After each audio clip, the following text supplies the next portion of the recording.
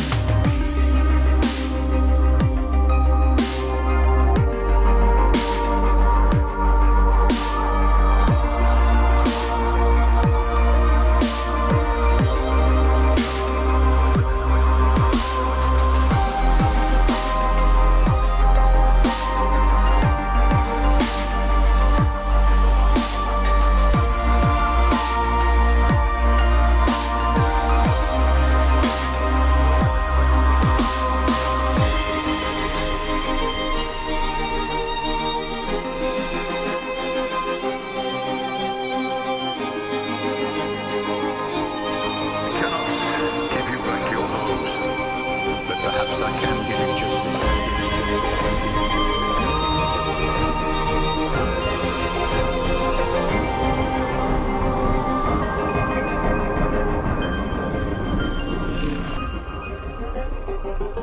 In the name of our king.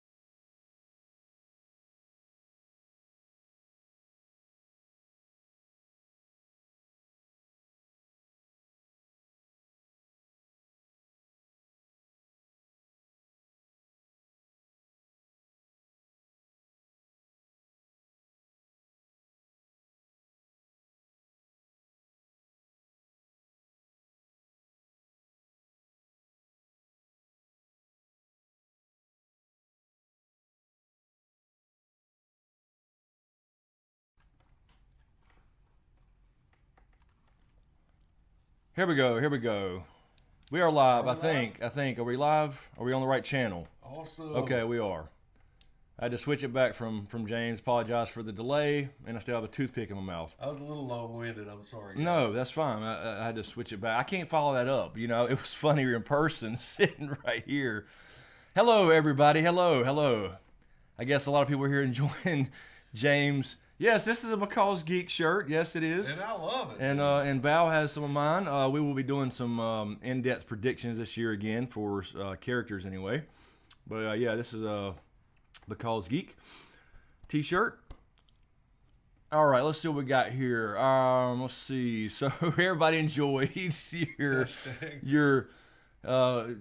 poor kid stream and the damn jelly beans. All right. Hey, somebody mentioned us meeting the Pats today. Yes. Boston, I think no less. maybe last week that lit a fire under their ass. I hope. I think so. It's always good for an early season loss to light a fire under your ass and go to up to Foxborough and stop talking shit about Cam because Cam will show up. Exactly. It's kind of like the Jordan effect. I hope more often. All right, let's see who we got up in here. Can you hear us? Okay, first of all.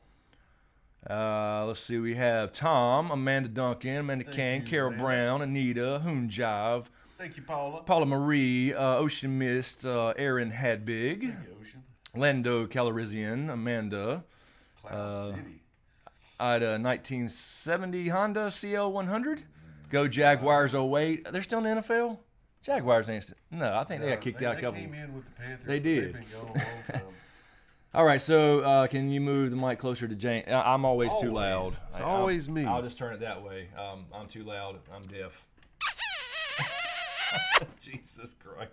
You done got him on this personal questions trip. But we were talking about that before we get started. We've been We've been talking about this, like We have. as far as We like have. pivoting away, because Game of Thrones is not gonna be around forever. It's And, not.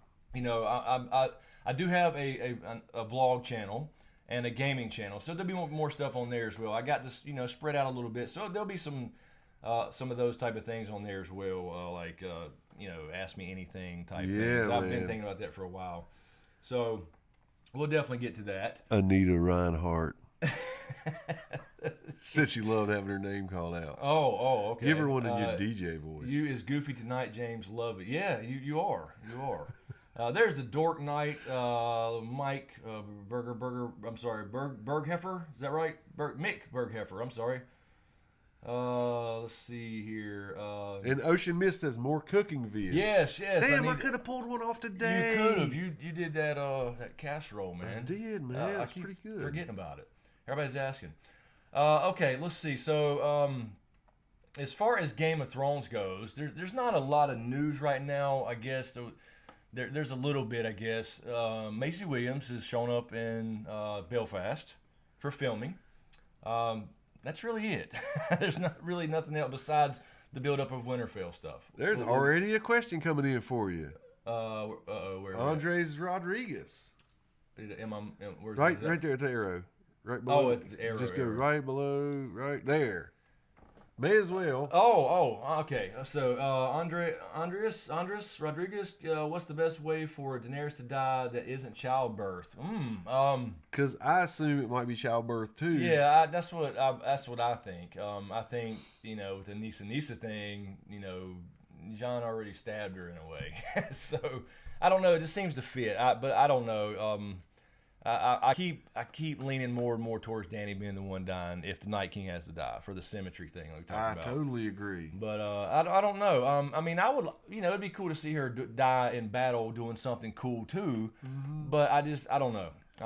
So it would have to be something related to dying in battle or childbirth to me. I believe not just some random white comes by and bites her or something. If she is on the ground and not flying, she's super safe with the Dothraki and the Unsullied around her. I believe they would build a wall that's impenetrable, pretty much. Well, I don't know how long that would last with all those. It depends on the battle. Well, That depends yeah, on the battle, good though, point. for sure. Let's see. So first off, let me check Patreon. I had a few Patreon questions to answer really quick. Philip of House Harris. Thank you, Philip. Appreciate it. Also, speaking of Patreon, I think I'm going to adjust. I know some of you guys have seen the Discord server rewards have been added, but I think I may need to adjust that. There's not a lot of activity on there yet. Of course, not a lot of activity on Patreon right now, being the off season. But I may adjust that a little bit and extend that down, open it up a little bit more, and like the patrons could be like moderators and have their private rooms and stuff like that. So I may end up doing that stuff for you guys. It's a place to hang out and talk, and on a Discord server you can actually talk to each other, like use a voice chat. So and there's also regular chat rooms and all that stuff as well, but you can also talk. So anyway, Philip says, any chance Patchface plays a role in the end game, and would you rather have a Makora on your side than Melisandre? Yeah, as far as the Patchface thing, I think I saw a theory a long time ago about Patchface, and he's not in the show. It's a book only character. He was brought over by Stefan Baratheon and he was when he went to look for Rhaegar's wife in Essos. Right. And they had this shipwreck in Shipbreaker Bay, and everybody died except Patchface. Well, apparently he did drown, possibly. He was washed up on the rock, and he's this jester with tattoos. Yeah. And he speaks in these riddles. But Philip and anyone, go back and read some of the Patchface things just for fun. And it's pretty cool to think about it this way. And replace the word under the sea with Old Valyria and see what you come up with. Really? Yeah, I think that's just an idea. And that's not my original idea by any means. I don't even remember where I saw it. I just saw it a long time ago, and I thought, yeah, that fits pretty well. So if you think about what he's saying about under the sea all the time, these riddles, go back and put the words Old Valyria. Also, John Nicholson. Thank you, John. What do you think the Whites seeming to make the Stark sigil when they come through the wall? Easter egg significant or nothing to it? Yeah, I don't think. I mean, it might have been a little in the beginning, but when you span back, it really wasn't. It was just like the beginning because you could see them walking around the big chunks of wall. So it did kind of look like a Stark thing in like the nose. Did it? Where they were all kind of, but as it again. panned out, it kind of disintegrated. It didn't really keep that shape. Kind of like a cloud morphing. But yeah, it looks just like something for just a second. Exactly. So I don't know. I mean, They could have did it to make us, maybe point towards the idea we think that he is a proto Stark. So that could have been there. All right. Herb Coswell says, "What do you think would have happened had Rhaegar won at the Trident instead of Robert?" I think he would have overthrown his father. Damn it! I was going to ask you that. I was going to say, do you think he would have got rid of the man? Yeah, he was already thinking about it because he knew he was going fucking crazy, which may or might not have something to do with Bloodraven. Let's see. Let me double check Streamlabs really quick. I don't think there was anything there. Let's see. Yep, we're good there. That was from last time. All right. And I saw a Ninpolite. Thank you. Dead fish it up. Here you go, baby. Oh, the jelly bean. At some point we're gonna get him to try this. Oh Lord, have mercy. Yeah, I got all the good ones out there. I told James I'm just gonna sit here and let y'all go because y'all had a good time. I feel like now this is like too structured and shit in Game of Thrones. But then we have people get mad we mention sports, so I don't know which is it. Man, I know. I don't know. There's a fine line there. But no, we'll definitely be doing more stuff like that on the vlog channel and stuff. Because, some streams, there'll be some Patreon only streams and Ask Me Anythings and fun stuff like that. And we've been playing more, what's the game? Jackbox TV stuff here recently. We got to get some of the guys podcast members have played that on the podcast channel, The Side Effect. And I'm always busy, but maybe we'll do some shit like that too and stream it. Scott McCloy says, Chris, what's your favorite book in A Song of Ice and Fire? Oh, man. Well, it's kind of like Star Wars. I mean, I like them all for various reasons. But it's all one tale to me with different chapters. Yeah.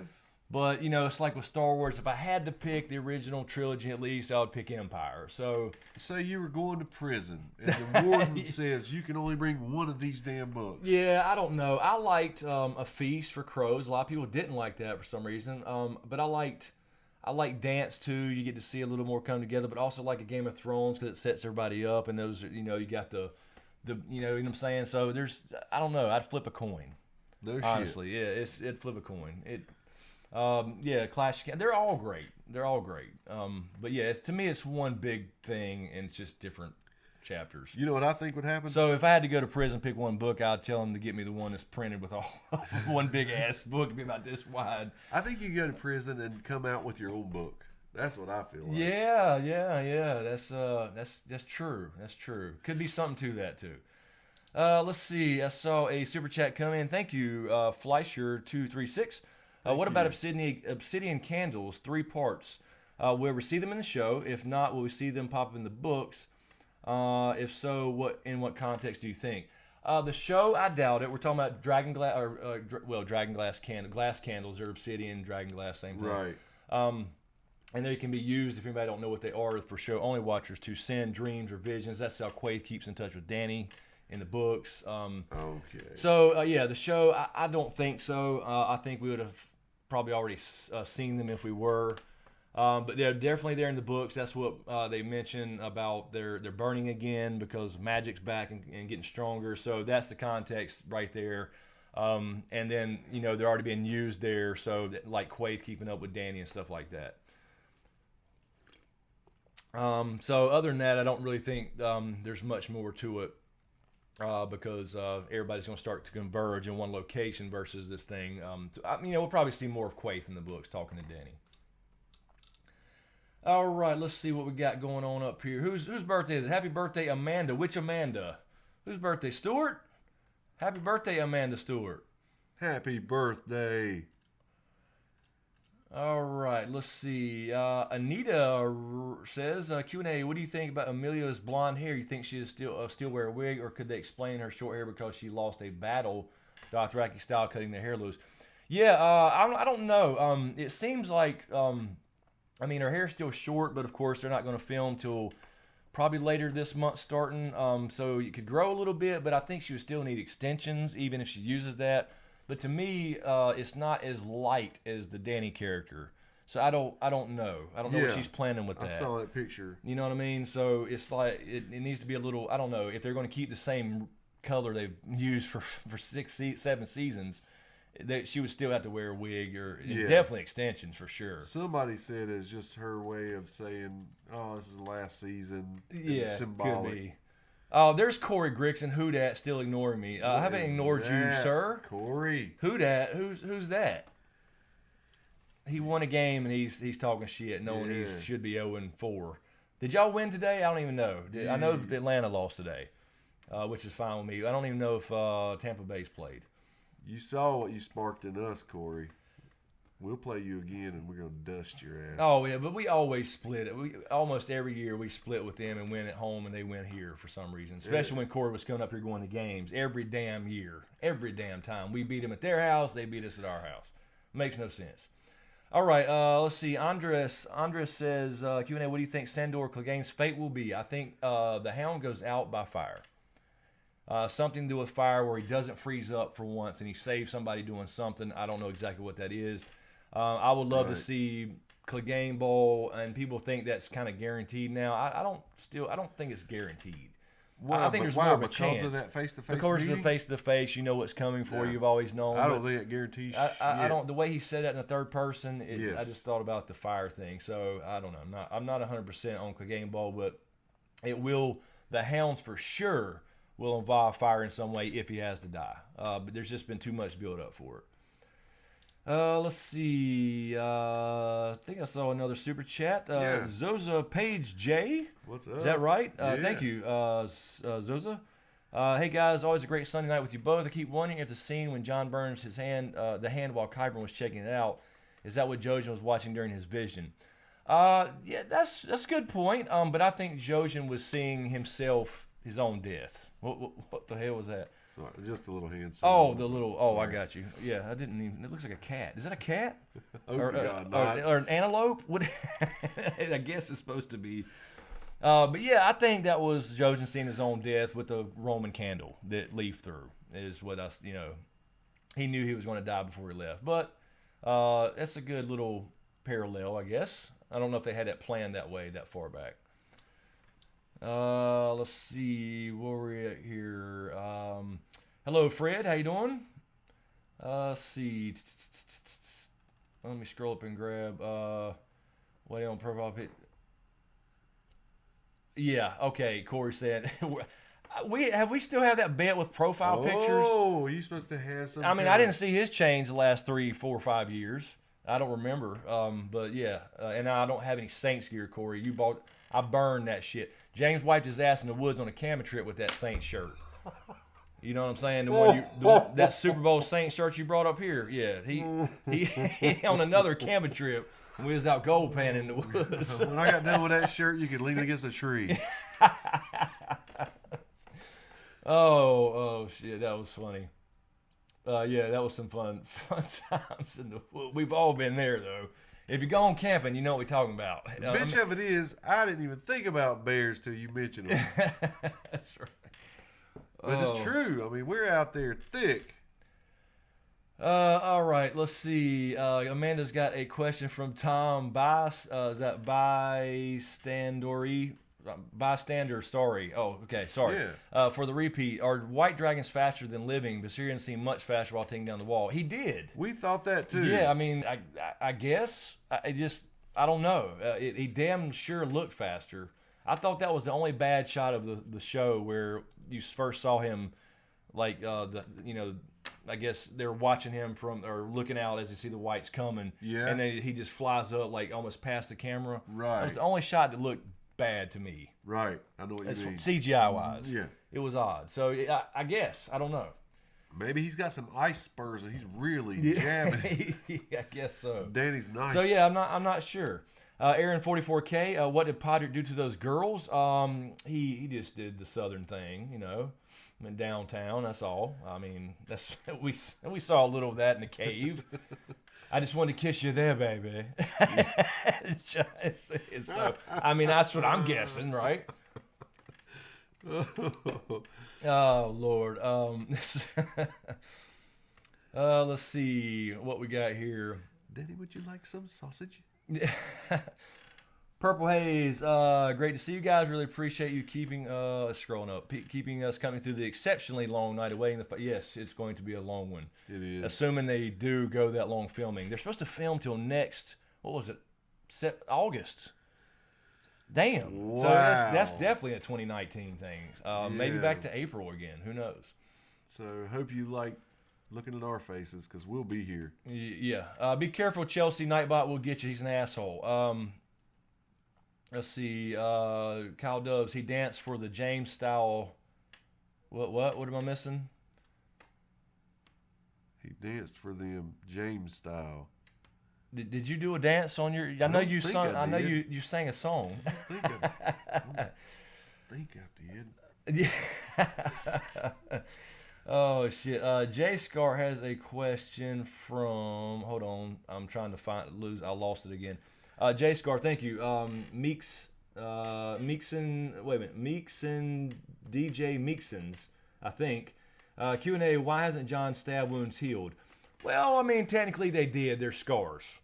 I mean, they're not bleeding. They're not bleeding. They I mean, are pretty damn fresh looking. Yeah, I know what you're I mean, saying. they're deep wounds, though. It's not like a scratch. It's scars. But if you're alluding to the whole fire white thing, that's not what George R. R. Martin said. He said that about Barrick in the books. Barrick gets cut up, but he still instantly heals. He does lose some of himself, and that was the foreshadowing for John. But that doesn't mean he's reanimated by the fire god or something. Where he's right. He does have a beating heart. He still bleeds. He was brought back to life. Yes, exactly. As opposed to reanimated or something like that. So,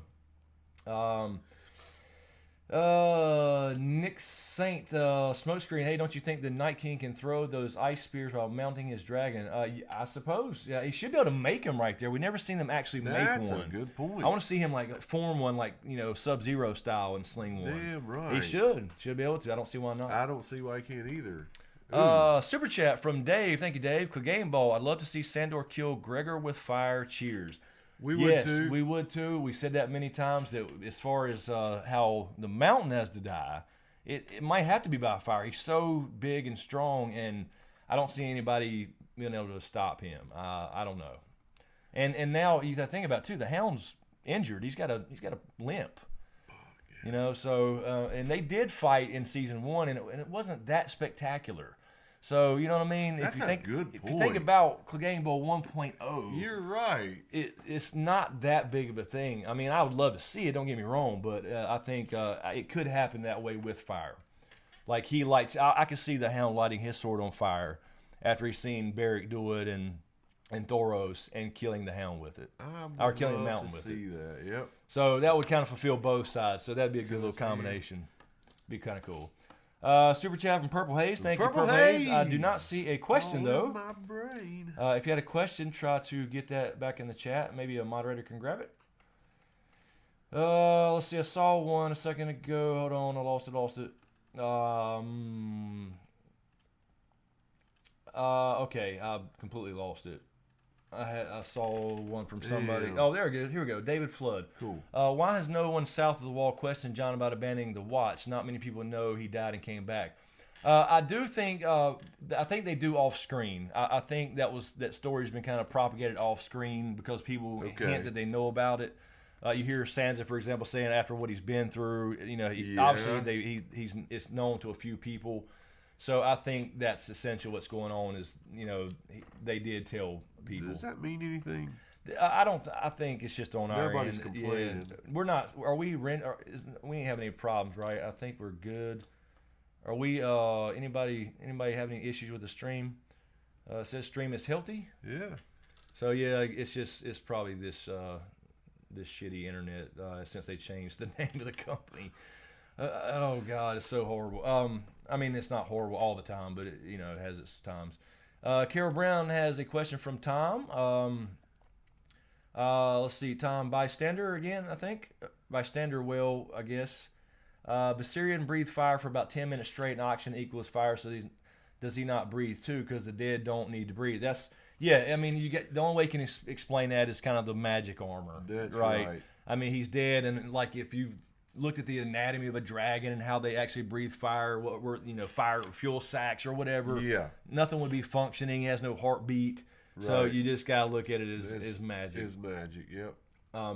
Which you would have to think that, which kind of could explain the whole white thing in season 7. They act a little different, like they have a little bit of free will or something. Right. But you don't really know. So yeah, it's just magic, I guess. Lag on occasion, somebody says. Okay, but not bad, right? Okay, all right. Because it shows good, and I'm not. We are dropping a little bit. It's an internet thing. Let me go there real quick. What does it say? If stream's good, if it goes bad, I'm gonna have to eat every fucking chicken in this room. Kingslayer. Awesome. Yeah, that's right, Kyle. The polar bear white wouldn't be able to roar or scream exactly without breath. Yeah, yep. Exactly. But yeah, it wouldn't be very scary if it just came up and licked him and just opened his mouth. So yeah, they gotta make it happen. Yeah, you see that? They'd be saying like, "What the fuck is this thing doing?" Oh, let's see. Oh, mom. Yeah, a mom polar bear. Exactly. All right, what we got? 325 viewers on a Sunday in the off season. Not too bad. Not too bad. Let's see here. Aaron Hadbig. Aaron, full of money apparently. Thank you, Aaron. Thank you. James, please sing Amanda Stewart "Happy Birthday." Wow. Damn. And see, that's unfair. You paid for it. Yeah. You're making me have to do it. Not that I don't want to. Amanda Stewart. This goes out to you. Uh-oh. Happy birthday to you. Happy birthday to you. Happy birthday, Amanda Stewart. Happy birthday to you. Happy birthday, Amanda. Yay. Just like you did. You said, I always want to do that. That's right. All right. Happy birthday, Amanda.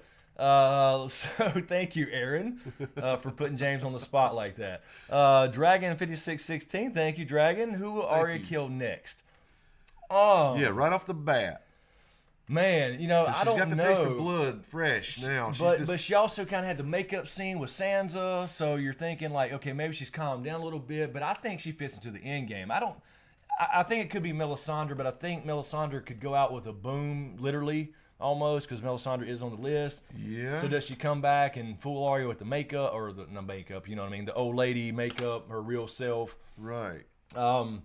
So I don't know. I don't know if she still wants to leave and try to kill Cersei. A lot of people think she'll kill Jaime and use his face. I don't want that. I want it actually to be Jaime Absolutely. that kills Cersei. So I mean, you could say she'll try Cersei or Melisandre, but I think Arya will fit into the end game somehow. The end game, like maybe Night King's, you know, or something. You know, that would be kind of cool if she was the assassin for that. But like, I mean, did she go to learn all that just to you slit see? Littlefinger's throat, or just to kill Walder Frey? I don't know. Right. I don't know. Right. You know what I mean? I do know what you mean. There's a bigger purpose. Yeah. I hope. Anyway. Let's see. Carol Brown. Thank you, Carol. Q&A. Do you think D&D have sacrificed quality of story for speed as they're just trying to end the GOT series? What do you really think about that question? I see it both ways. I honestly do. You know, it's one thing. You know, they planned this thing out. They dedicated 12. I mean, you got to think about it. It's been out 7 seasons, but more like they've probably been working on a decade. You know, pre-production stuff and getting it ready, and the pilots, the failed pilot, they reshot the pilot, all that stuff. So I think they had it all mapped. I think people don't give them enough credit about, you know, having the whole story mapped out from what George R. R. Martin had told them and giving them Winds of Winter chapters, you know, as he writes, even though it's not completely finished, it's basically done. Yeah. So, I mean, I give them credit on that but it is moving fast, but that's because, you know, if you go by what they say at least, there's no more pieces to bring into play. Everything's been established and laid out, and they have to finish with what they have. Yeah. So in other words, if we were still, you know, 2 or 3 seasons away, you would still introduce a couple new characters and new groups and whatever. There's no need for any of that, so therefore it seems faster because you already know the backstory of everybody in our show. You know what I mean? Yeah. If that makes some kind of sense. A little bit of both. I don't like the idea of rushing perfection at the end. I agree, and I think that's why they took this extra time. Michelangelo getting close to finishing the Sistine Chapel and going, I'm not going to move this scaffold this time. I'm just going to get a 6-foot brush and reach way over there. You know, exactly. Fuck that. Move it. So, yeah, I mean, I think it's a little bit of both. I do think it is a little fast, but at the same time, you know, I can understand why a little bit. And I can't honestly, I mean, think about it. You can't blame them. You know, I mean, not that I don't think they're screwing it up. In other words, I don't either. But I can't blame them for being on something on one project for 10 years straight. This is a year-round thing, by the way. This is not like they can take, you know, a couple months off. All consuming. It is. Wouldn't be surprised if they got divorced or anything, you know, from all the time they have to spend on this. So yeah, I mean, a little bit of both. But yeah, it is a little fast. It's fast moving. But we'll see this year how they do it with the last 6, and apparently they're going to be feature length, all of them. So let's see here what we got up in here.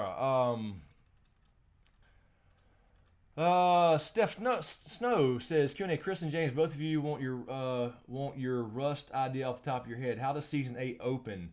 What would be the ideal scene to open the final season and follow the wall coming down? I'll tell you what, Steph, I thought about this the other day, actually. I would love to see a Bran flashback of the Night King, or maybe just a flashback in general. Maybe Bran sees it. But like you opened in season 5, the first time they did that with this flashback to young Cersei. Yeah. Let's see the Night King Proto-Stark guy walking around and getting captured in turn and figure out his story.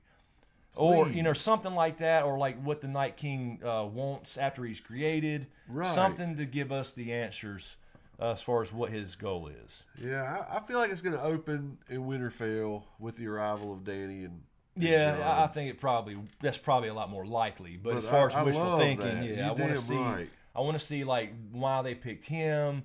If there was something to that, as far as the reasoning, his coming back now and whatever. Me too, man. I don't know. That can almost be a last minute thing too, figuring out exactly what the big secret. That's got to be the last twist. Let's see what we got here. I saw somebody had one from Herb. I think I can't find it now. Let me get this first. Robert W. Smokescreen Q&A. My burning question for the show and books is, what is the main plot story line in both? The main plot is essentially what he said a million times. There is no, it's gray. It's gray. There is no black and white. Yep. The bad guys in black over here that are ugly, and the good guys in white. He reversed that. For example, the Night's Watch wear black. Yes. The King's Guard wear white. Yep. So that's kind of backwards, and all those little. It's the human heart with he said that's the only thing worth writing about is the human heart in conflict with itself. So you have great people who do bad things. You have horrible people who do great things. And underdogs. And the whole nine. So I think but the theme, as far as the plot, would be, in my opinion, people making a different choice and not sticking with the status quo. Right? Because if As they a keep group. if they keep doing the same thing, it's just going to be a cyclical. It's always going to be war. Always. And it's an anti-war story. So Anti-war story, a good way to put it. Yep. that's it in a nutshell, I think. Let's end this insanity, guys. Right. Let's see here. Somebody had a question from. There's Hoonjai. What's up, Hoonjai? Q&A. John or Danny more likely to be Lightbringer? I still want it to be actual flaming sword in the Winterfell crypts or at the God's Eye. Yeah, I mean, I see John as more of the literal Lightbringer, I guess you could say, because if you think about Rhaegar and Lyanna in that sacrifice, and then John comes out of that, he is a metaphorical Lightbringer.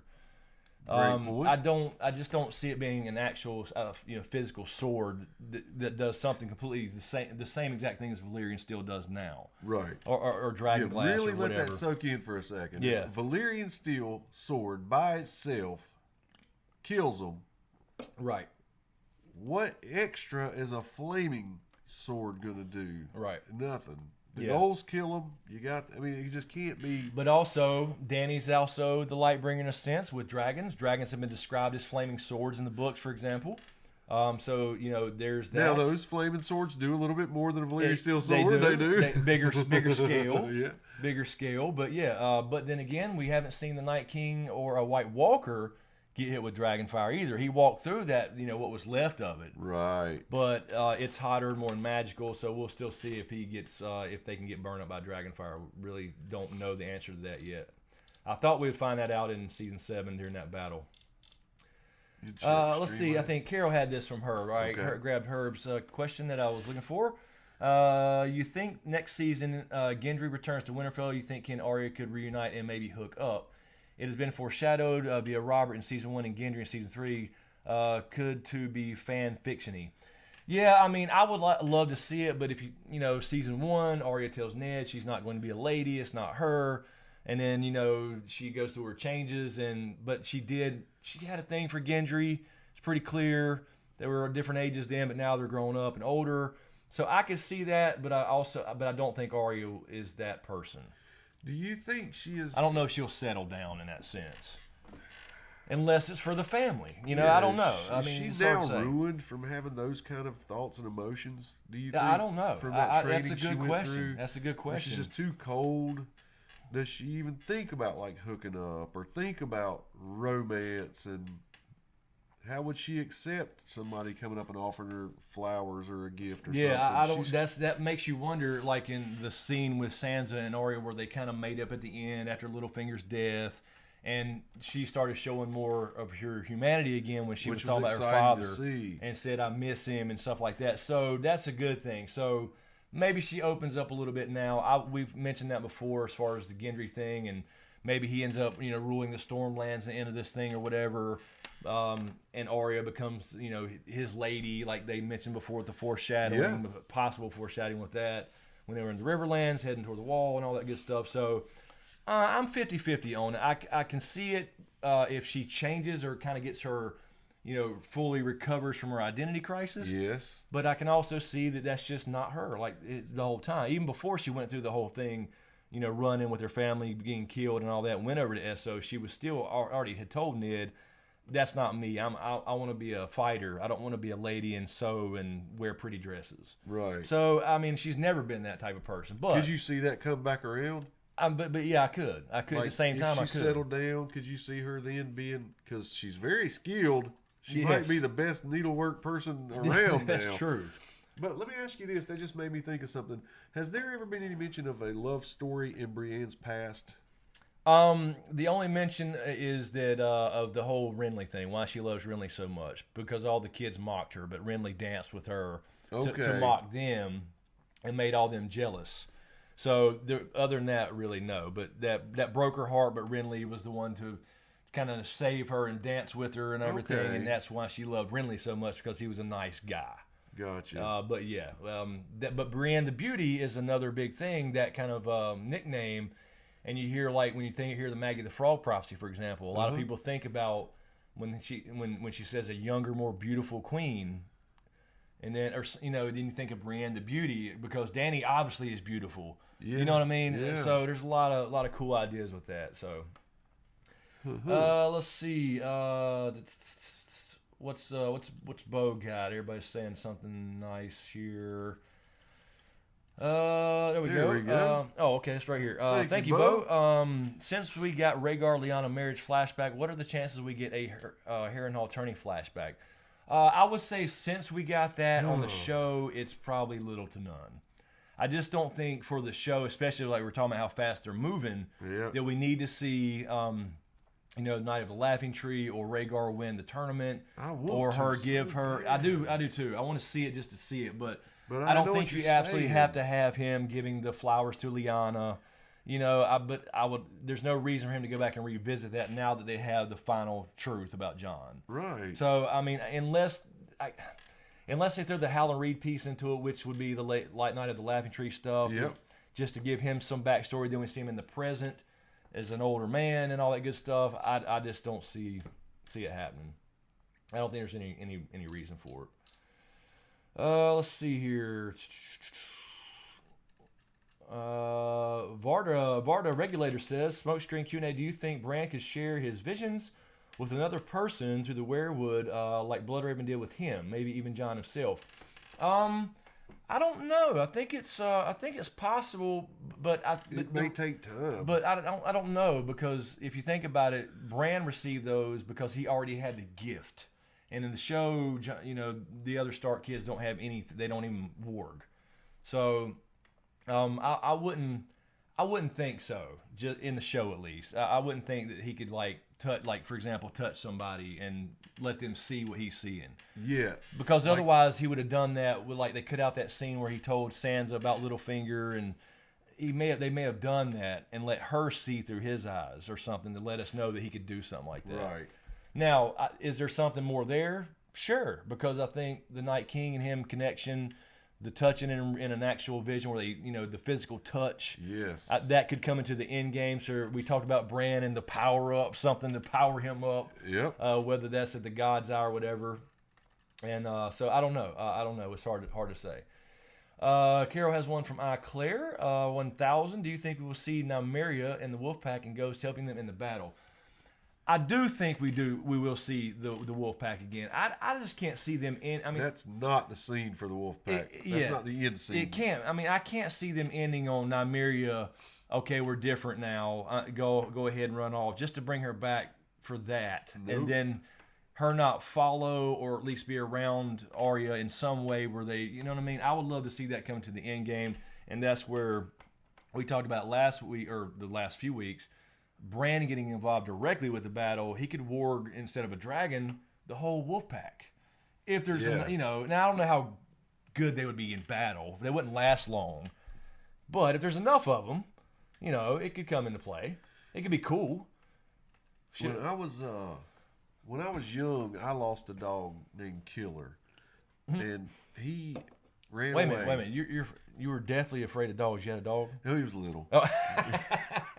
He had a mean name. Yeah, but he was little. Reverse nickname, Tiny.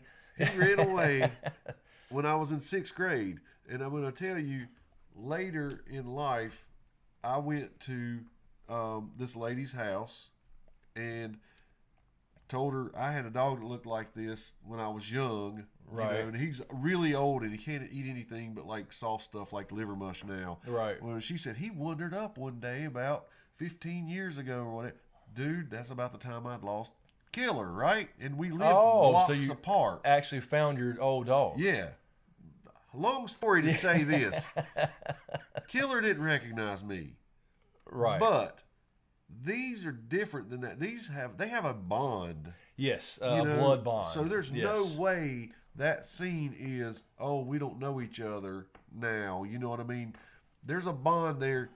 Yeah, I mean, They'll be back. I hope They will be back. that Nymeria followed her in a way from a distance That's or what- whatever. that's what I'm and thinking. they're hanging around the north now, so they can be involved in this somehow. And for God's sake, if they say next year we cut Ghost out because of CGI, they just got another big budget increase to $15 million per episode. I don't want to hear no shit Per about. episode. I don't want to hear Hell no yeah. shit about we cut Ghost out because of CGI budgeting reasons. No. No. No. Hell no. That's complete nonsense. They actually shot the scene this season with him at least saying goodbye to Ghost, John, leaving Winterfell, and cut it out. Come on. Dude, we've seen too many scenes of direwolves dying, and it's been so pitiful. We have to have this triumphant scene. Yes. We've only seen the one where there was just a side swipe by. I mean, I really want to see a direwolf really do something. Yeah, exactly. You know, Exactly. tremendous. And like when Bran controlled Summer the first time he warged Summer for when John was outside the that was great. That was great. We need more of that, and I wish John would unlock that power in the show. Herb Coswell, Q&A, why do people think Bran and the Night King are the same person? I have no idea. A lot of people are saying that. I will say, just to give somebody, if you hadn't heard of this, and you probably have, it's not just that he's the same, because obviously you saw a different person. He watched a different person Yeah. that didn't look like Bran being turned. But people are saying that he tries to go back and stop the Night King from being turned, so he wargs into that man and gets stuck there. And so it's him, and now Wow, he that's can't going out on a be limb. operating in the past as stuck in the Night King, number one, and still be in the present doing all this shit. He's not in Green Seer warg mode at all times. Man. Number two, he cannot warg living things. He just can't.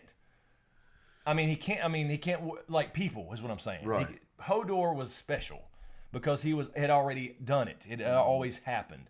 So he can't warg regular people. He can try. It's a no-no. He can try, but they're going to fight him off like they did Varamir Sixskins, unless they're trying to tell us that at some point he could possibly do that. But Would that be his power up you're talking right. about? I mean, who would he warg to do what? Right. You know what I mean? So yeah, I don't buy the Night King thing whatsoever being Bran. I could see stuff like Bran perhaps being Bran the Builder in the sense of not the same person, but like, giving him, going back in the past and somehow manipulating him into building the wall. You know what I mean? Or changing some stuff, but not being that actual person. Like we were talking about, how cool would that be for him to be responsible for both if he had the mark? Now, the mark never happened. Right. But before we saw the wall fall, if the mark was responsible for bringing the wall down, how cool would it be for him to be responsible for building the wall too? Yeah. That would have been cool. But yeah, the whole Night King Bran thing it makes no sense in my opinion. Let's see. Carol has one from Ben G. Q&A. Do you guys think Howland Reed is hooked up to a werewood tree like Bloodraven on the Isle of Faces, and this is why he hasn't appeared yet? Maybe not exactly, but I do think he has been back there. I think that's we're going to get that revelation. We've been saying the God's Eye stuff. Man, we said this back in year and something ago, July of 2016 was when we put out the first Dragon Raised by Wolves. But we had talked about it for what, 2, 3, 4 weeks? I don't know. And now everybody, and that's fine. I mean, that's fine. But everybody's on the God's Eye thing. I've seen a lot. I've got a lot of messages and I've seen a lot of videos. A lot of people but get that's props fine. for the theory. Yeah, the other week there was a Redditor apparently that came up with the God's Eye theory, and all the big magazines and articles printed it out because he was a genius. But it is what it is. I mean, YouTubers get no love. So, yeah, all these big articles, Time Magazine, Time.com, Sci-Fi.com, all these printed this article about this genius Redditor figured out where the Night King's going. Really? Okay, that happened a month ago. Well, maybe 2 weeks ago. Whatever. We're like those damn breakdancers, those b-boys who were moonwalking a long time before that Motown 25th special. Michael Jackson goes on there, does the moonwalk, and all of a sudden he invented the damn thing. Right. And well, to be fair, Carol's saying I got robbed. Look, to be fair to the Reddit guy, I don't know where he got. He could have completely came up with his own. I have no idea. Sure, he could. And he had there was a different twist involved. I can't remember exactly because I had to go once I saw the articles.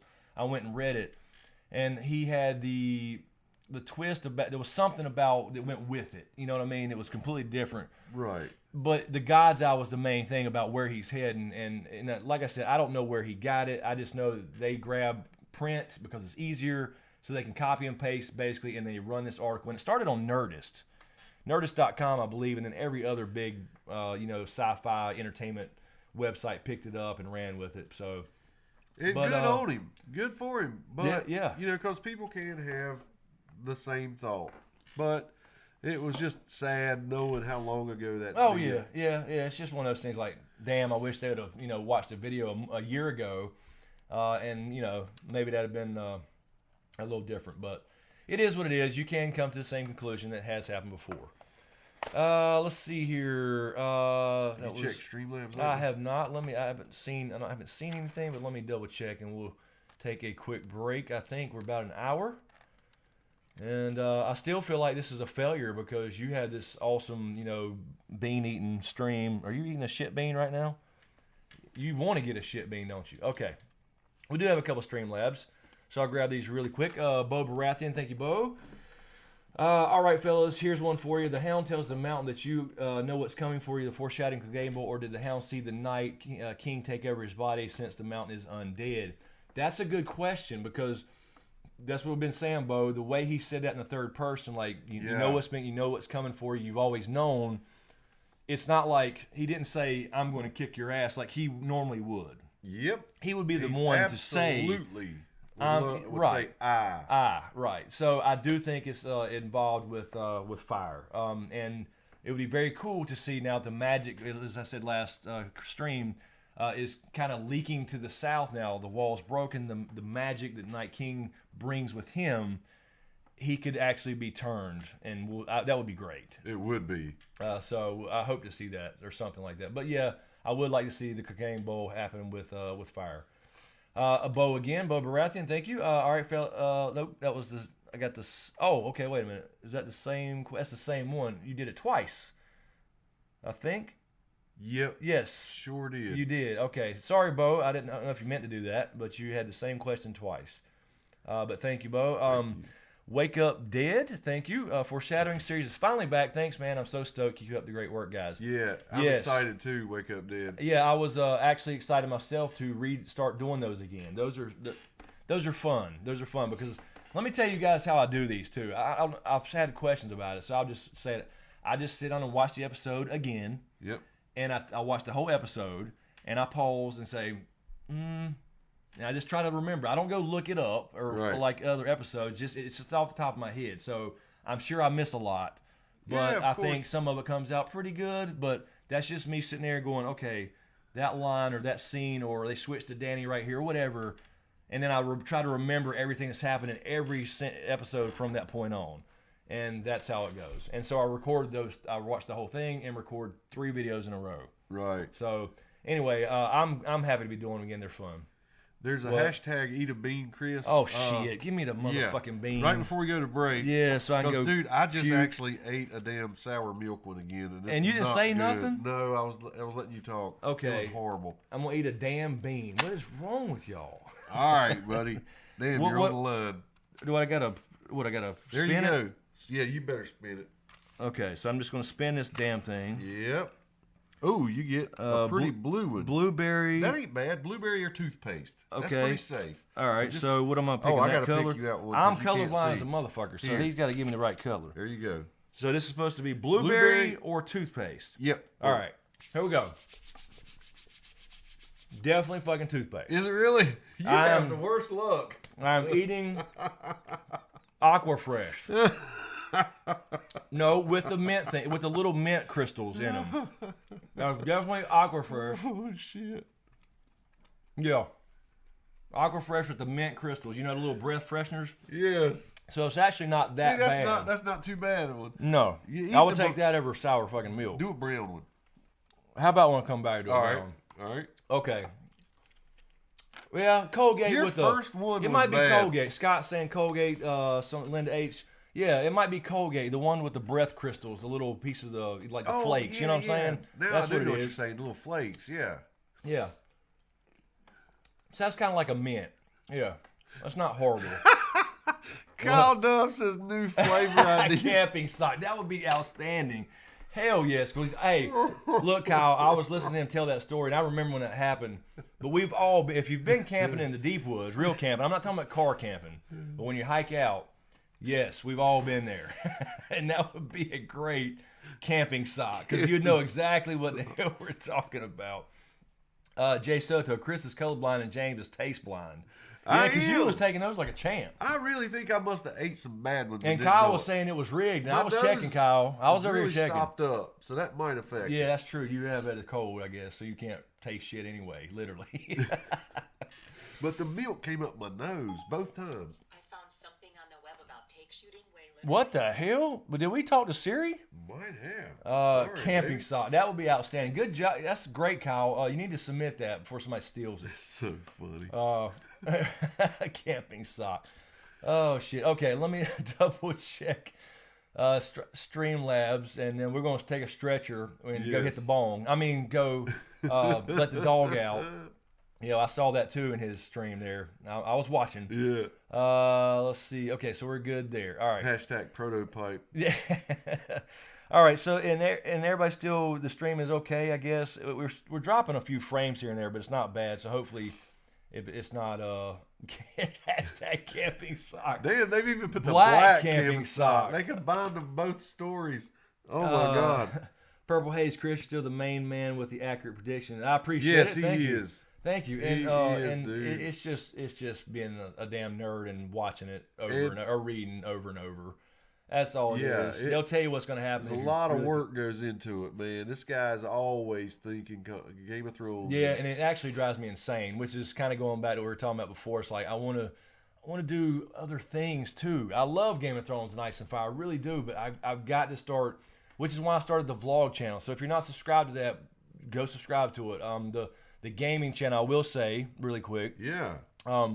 I've pre-ordered 2 games recently because I hadn't played games in a while as far as like playing a lot of video games. I just don't have time. But I did get Call of Duty World War II coming out tomorrow. No, the 3rd.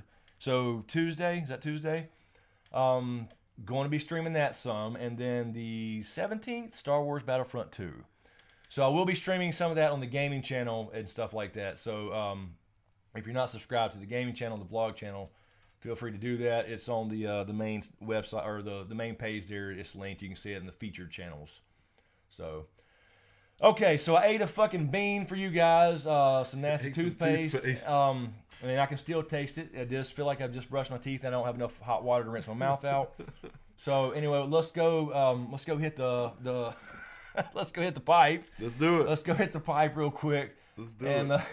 And we'll be right back and continue this. I don't know about work, what's going on, but anyway, we'll be right back.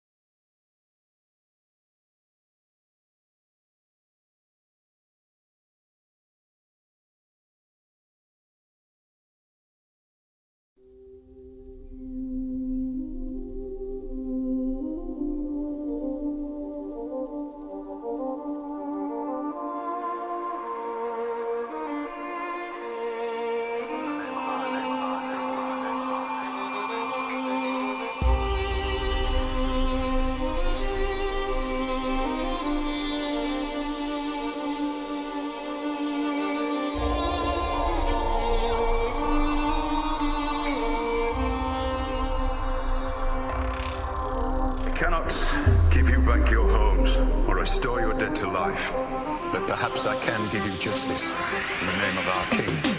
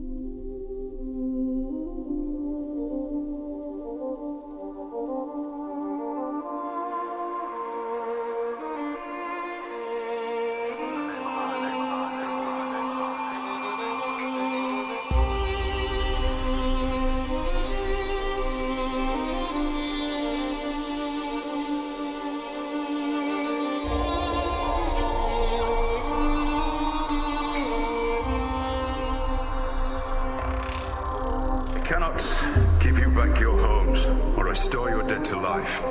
But perhaps I can give you justice in the name of our king.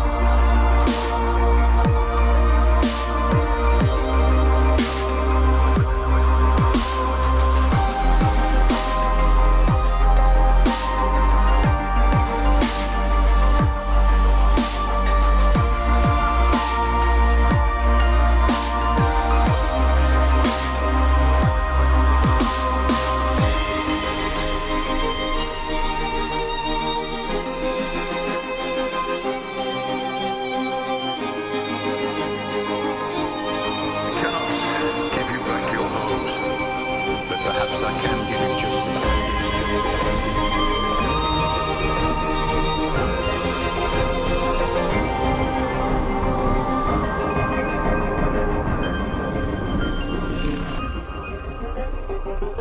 In the name of our king.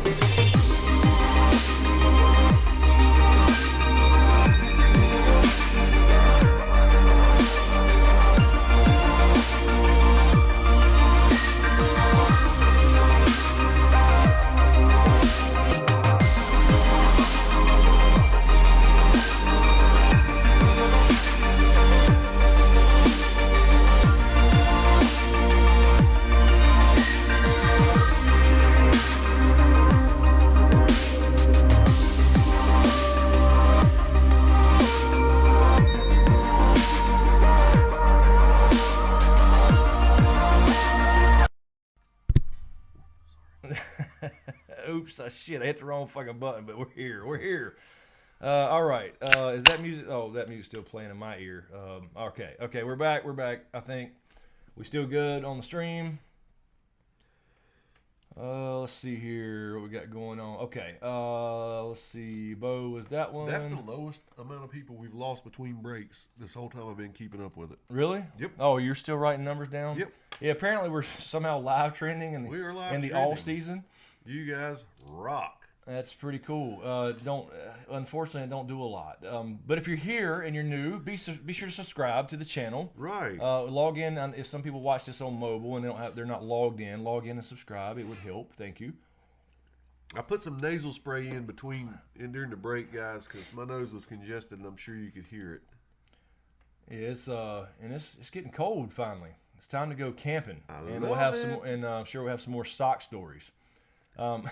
Yes. So, all we right. may live stream from a campfire. That would be awesome if we have a good enough connection. Ain't no connection up. Well, it depends on what we're talking about. If we're going back to Iori, Every now and maybe if again- you go to the campsite area. That's what I'm saying. But once you get away from that I one know road, it's that's it. dead. Yeah. But right there at the fire, we have signal sometimes. I don't know about streaming signal. We could try it. I don't know. Hell yeah.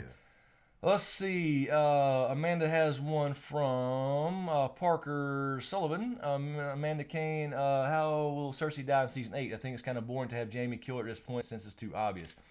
Well, that's a good point. It is kind of obvious. I don't know if it's obvious though. It's only obvious after years of talking about it. After But- years and years of YouTube videos and Reddit and all these speculation and theory crafting. I have an idea that I don't think anybody said. What do you mean, for her death? Yeah. Let's hear We've it. seen these dragons go off in battles and all the flames and everything. What about this? Oh, just biting her in half? Yes. Like the harpies, some of the harpies? Like some of the harpies. Yeah. Be cool with me. Be fine with me.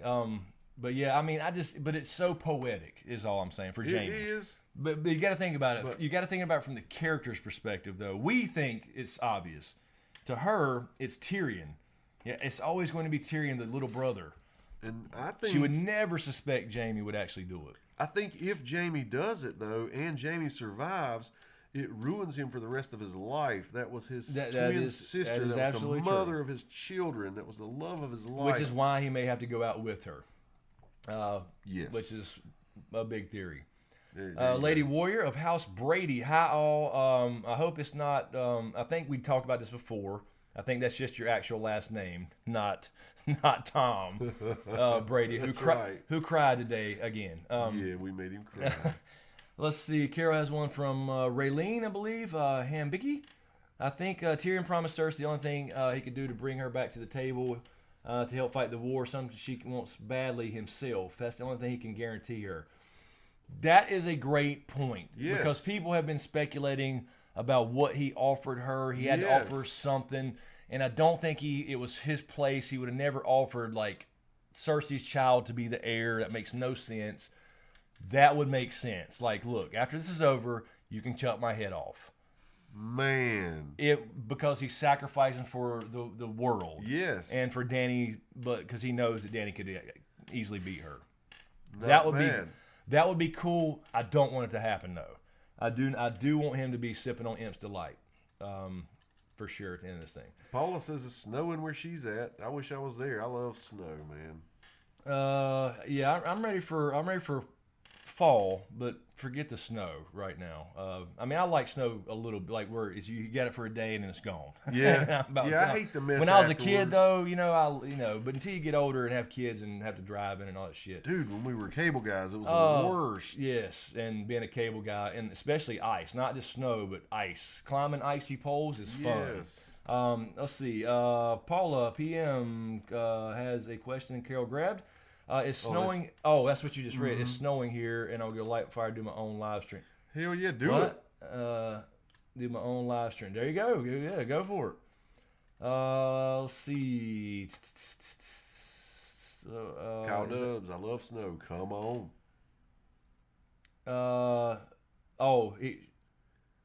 Carol's saying from Kyle saying from your stomach, you got to be screwed up from all the boogers, sour milk, dog food, cheer wine, sun drop, long clippings. Damn. Told you it was cast iron before I ever started. Yeah, you didn't make a face hardly when you did get a bad one. Crazy, wasn't it? Let's see. Where are we at? Let's see. Is that what you're reading too? Amanda's, yeah, man. Did Jamie Lannister have to choke a bitch? Yeah, I think so. It's so poetic. It only makes sense. Richard saying the crypts are protected with ancient spells. Possibly. Well, Chelsea says, I think the crypts have magic that blocks the Night King. I mean, there's two in a row. Could be. Bran the Builder supposedly raised the walls, and if you would think if he put it in the wall, then he would put it in Winterfell and Storm's End. So there's a possibility. There's a fallout people think, shelter. But it kind of goes back, regardless of if you think there's magic at Winterfell that will protect them somehow. Mm-hmm. I mean, depending on the path, because you heard John say they could go to Carhold and the Last Hearth and all that, then Winterfell, as far as the major castles. We think they're just going to go straight to and they're going to be like, wait a minute, I thought they were trying to attack everybody, but they're going to a location. Right. I think. So I think that, but I do think with the build Get up. out the way, bitch. I do think with the filming news where they did add on to the Winterfell set this year, which is the first time in 8 seasons total that they've ever done that. It's basically all green screen except for the couple of the towers. Yeah. They're adding on, and some people say, well, that. there's going to be more people there, but they could show the inside shots from Belfast in the studio. There's no reason to build actual towers unless they're going to be destroyed. Right. They love blowing shit up with pyrotechnics and dragon fire or whatever. So I do think there will be a battle there. So we'll see if there's any magical warding going on. Let's see. Herb says, do you think the next season Cersei could become, well, I lost it. Hold on. Could become the Night Queen. Perhaps Jamie returns and kills her, then Lightbringer's maid, and Jamie is Azor Ahai. I don't know about the whole Night Queen thing. We threw around that idea in the old Dragon series, but I don't know if that's what he's after right now, unless it would be Dany being a fire, Targaryen. But there's been Targaryens throughout the years, Like, why now would you want to come? You know, unless John can facilitate that some way, it's got to be related to him. But again, the same thing is with Lightbringer. It can't be a literal sword. I don't think so. Jamie being Azor Ahai, I mean, you know, he has some dreams like that in the books, but if you think hard enough, you can make everybody be Azor Ahai and fit that prophecy. So, Right. Let's see. Yeah, like Everdon, why That's we even need exactly a Night Queen. what I was getting ready to say. Exactly. I saw Everdon's statement. Let's see. Paula watching Got and Smokescreen live stream. You're watching Got and the live stream. Damn, multitasking. Hell yes. Mamma Mia Q&A. What do you think about Melisandre becoming the next Night Queen? She says she will die there and has been hinting at the Night's King wanting a woman. It's also bittersweet making up for Shireen. I mean, it goes back to what we were just saying about, does he want a Night Queen like the history books goes, when, you know, we don't really know. But I think Melisandre, I would say she sacrifices herself to kill some White Walkers. Yeah. In a literal blaze of glory. Yeah. Something, you know, and a lot of people think that she's going to bring back the Fiery Hand from Essos, which is an order of warriors that protect the Red Temples. I don't know if they'll introduce that in the show. I think they just kind of wrote that in there because she had a brand new baby and she didn't have a lot of time to film and whatever it was for season 7. What about Magic Against Magic, another Shadow Baby? Yeah, that would be cool. I've thought about that too. Will we see another Shadow Baby? Could that be like an attempt? You know, maybe John has to screw over Dany by screwing Melisandre to create a special one to kill the Night King. Yeah, that's awesome. I said that Shadow before Baby. too, as far as the whole Shadow Baby thing.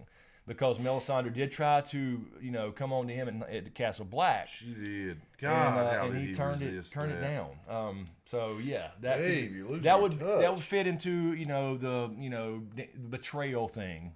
John betrays Dany, but he does it for the world. Yeah, you're right. You know, so it'd be a pretty cool ending, or a good idea, I think. I'd like to see her put leeches on the Night King. Yeah, yeah, exactly. Drag it out a little bit. You know, drag it out like she did with Gendry. Time up. Exactly.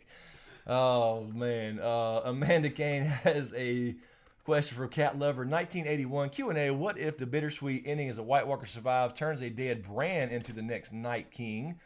Worst ending because the whole show would have been for nothing. Yeah, like they get it all done, but there's one left that disappears for a while, and then it's gonna you get the idea it could all happen again thousands of years from now. Yeah. That would be pretty bad, but I think the idea is I think they do have to finally get rid of the threat, but otherwise there's no point in the whole show being about change. You know what I mean? If there's another cycle of that. Paula says, Chris, do you have any thoughts on Gendry's mother? Do you think it's Cersei? I don't actually. I like the idea in the show at least. I mean, they hinted at that, but The baby that if you go by the because was she taken or whatever, and if you think about, I mean, she did say she had a black-haired baby, looked just like Robert. yes, But when you ask, and then Gendry says, you know, all I remember is golden hair and her Dude. singing to me. But if you remember Cersei's story, it was a very young infant that, and a young infant so you're saying he wouldn't remember? would not remember golden hair and singing. Right. They wouldn't have memories. So I don't think so. And in the books, apparently she never had that child. So that kind of takes, you got to go by the books for stuff like that a little bit. That is, in fact, the canon. Let's see here.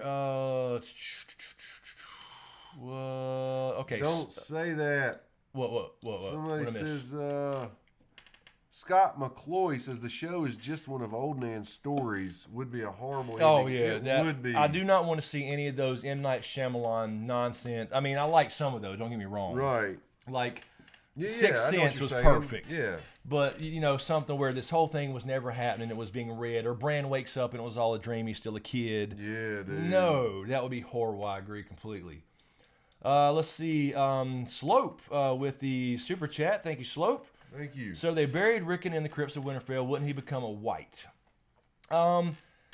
Technically, if there's no, like we were talking about before, if there's no magic, he absolutely could become a white once the Night King or the magic gets close enough for that process to start, because he is fresh, so to Yeah. speak. So yeah, but because people have mentioned a lot of times, like, what do you think all the kings of winter are going to be resurrected? There's nothing left. There's no. If the swords are gone that were made of bronze and copper, they're gone. The bones are long gone. You know what would suck? So it'd be very recent Starks. If he comes out as a white, right, and people are shooting these arrows with dragon glass and on him, zigzags. and he And zigzags. he fucking zigzags. Son of a bitch. Yeah, he remembers. A little bit of sentience left. He remembers. Last time, let's see, I ran a straight line, and I didn't try to fake him out when he, I didn't look back to see when he was going to release the arrow and then turn this way. What's so crazy? Oh man, I got so many comments after that episode when I was saying zigzag, motherfucker, and Serpentine. Yeah. But people were trying to analyze it, saying in real life you couldn't do it. Why? Bullshit. If I turn around and watch you release an arrow and then I just take 10 steps to the left as you release it, you're completely off. Unless you were bad aim, you're missing. Unless it's complete luck. So anyway, yeah, that'd be funny. Oh Lord. Anyway, but yeah, he could become a white unless there is some kind of magical ward going on that would protect that or whatever. But I don't know. I don't think, at least in the show, we're going to see familiar characters that are whites. I mean, because they're burning all the bodies and stuff. So, and Bo again, Bo Baratheon. Thank you, Bo. Cersei death prediction: does Jaime kill her or Arya kill her with Qyburn's face? Yeah, I mean, I still think Jaime does. I still think it has to be Jaime. It's too poetic for it not to be, from her perspective. Well, from all of our perspectives, but you just got to think from her perspective. She never expects that. And She's been thinking Tyrion since she heard this prophecy. And then this whole time she's Tyrion's the enemy. And it's Jaime, her lover, the whole time. I'm telling you right now, if Jaime kills her, everybody's going to be holding their breath to see if the face comes off. It's absolutely true. We'll because be you on just the don't edge of never our know. seat. If you hadn't seen Arya in a while, you're wondering. You just never know.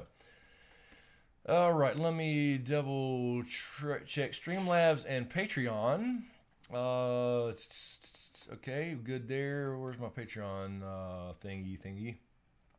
I posted this a bit too late today. We scheduled this a bit too late. Oh, we got a few here coming in. Yes, we do. All right, so I'm going to put a thing there. Okay, we had Phillips and Johns. Let's see, you got Shannon's got some and Michael Smith. All right, so let's start with Shannon.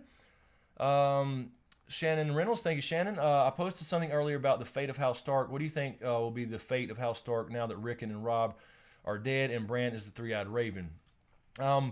I've been questioning this too. We talked about this a little bit last week or the week before or whatever. I don't know if that's part of the bittersweet thing because I don't know. Can Bran have babies? I don't know. If Jon has a kid, he's going to have a kid with Dany. It's going to be a Targaryen. Yes. Now, he could technically name it Stark, but it's still a Targaryen. If Sansa gets married to somebody, maybe Tyrion, or if you think Arya gets married to Gendry,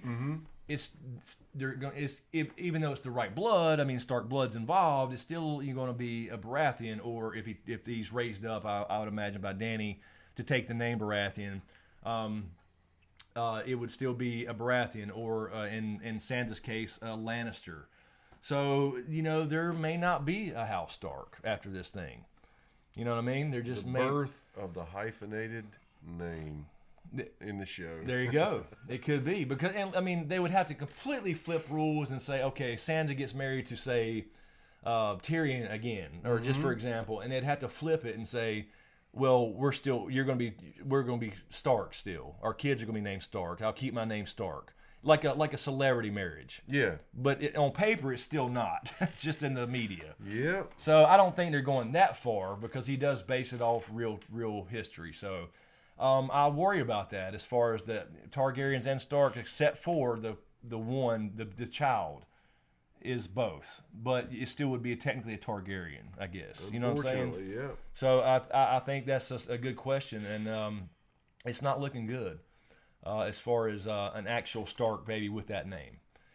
All right, and then Shannon had another one as well. Since Germ is based Song of Ice Fire off the War of the Roses, do you see any parallels between Dany and Jon and Henry and Elizabeth Lizzie York? I can't answer that honestly because I have not read enough. I did get somebody sent me the War of the Roses. Yes. And I do have that now, and I have glanced at some things.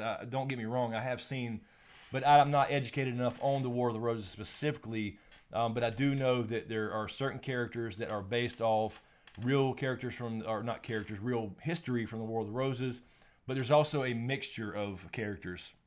For example, I was watching something with Germ in an interview. Like, for example, Robert was based off a certain king, but also had some of this other character from a different time. I can see that. So it's a lot of mixing and matching going on. So I don't know enough, oddly enough, as much as I do read, and especially history in the old, or used to at least, I don't know a lot about the War of the Roses. But I'll pose the question to you, Shannon. Do you see any parallels? Exactly. All right.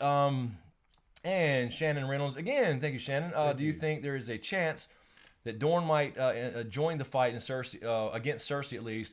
What do you think their status is now as far as who's in charge? Well, it seems like there are more than just 3 Sand Snakes. Yes. This is what I was complaining about this season. You kill Ilaria and I think Tyene, right, was the last 2 in the show. Mm-hmm. But there's a whole army in Dorne sitting there, and there's other people. And in the books, there's so many other. First of all, in the books, you'll never see Nymeria run in Dorne, or not. I'm sorry, Ilaria. The Sand Snakes, because there's so many other Martells. There's too many other Martells. So yeah, I mean, they act like in the show that because those 2 were killed, there's just no more Dorne, and that's just not the case. But that's just the easy way out for TV to make it so there's not too many pieces left at the end of this thing. So anyway, in the show at least, I don't think we'll see Dorne again. Michael Smith from Patreon, thank you, Michael. Q&A: How will the Northern Lords and Dany feel about Jon when they find out he is Aegon Targaryen? That's going to be great because you saw to watch that unfold. Yeah, first of all, Jon's not going to know how to feel about it. Danny's definitely not going to know how to feel about it.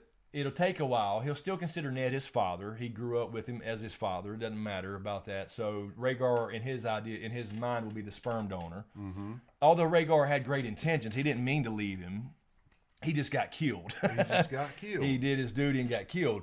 But the Northern Lords, they gave you that little hint last when Jon Roy said she's a Targaryen. Targaryens can't be trusted, and he said it to a Targaryen. So that goes both ways. At first, it's going to be, oh no, oh shit. But also, wait a minute, you've known me my entire life. You elected me King of the North, the White Wolf, as Jon Snow, Stark, a son of Ned Stark. So why am I any different because you learned my name was different? So it's one of those two-way things. Yeah.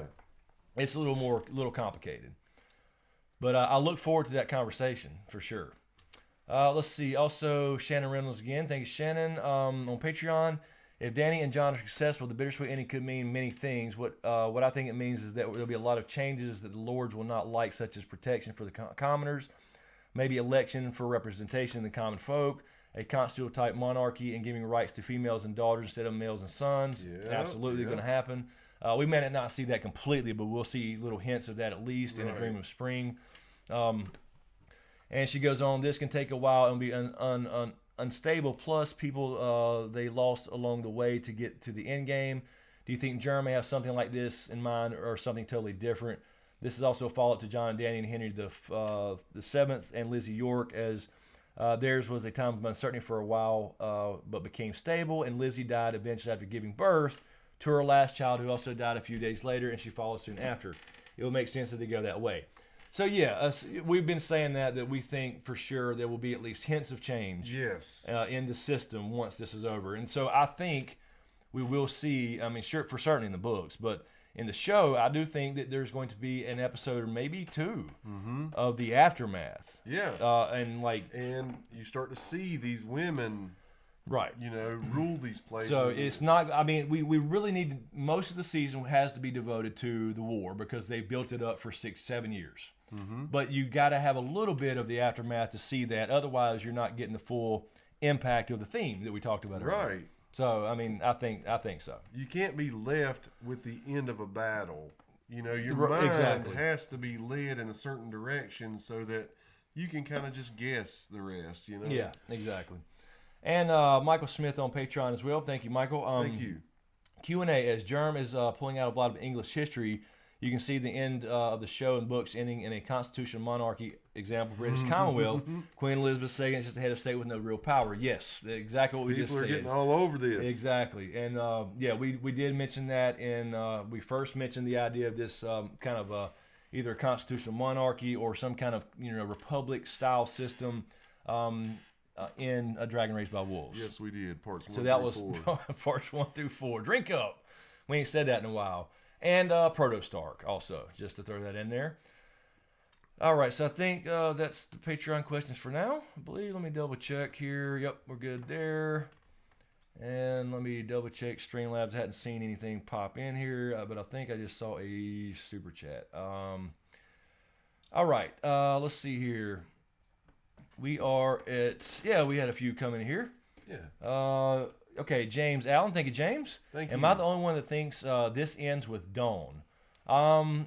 No, you're not the only one that thinks that. I wouldn't think so. Like literally dawn, like the sun coming back up. I don't think in the show though, like we're going to be fighting in the dark all the time. Right. You're going to see a storm. I'm thinking he means the sword, right?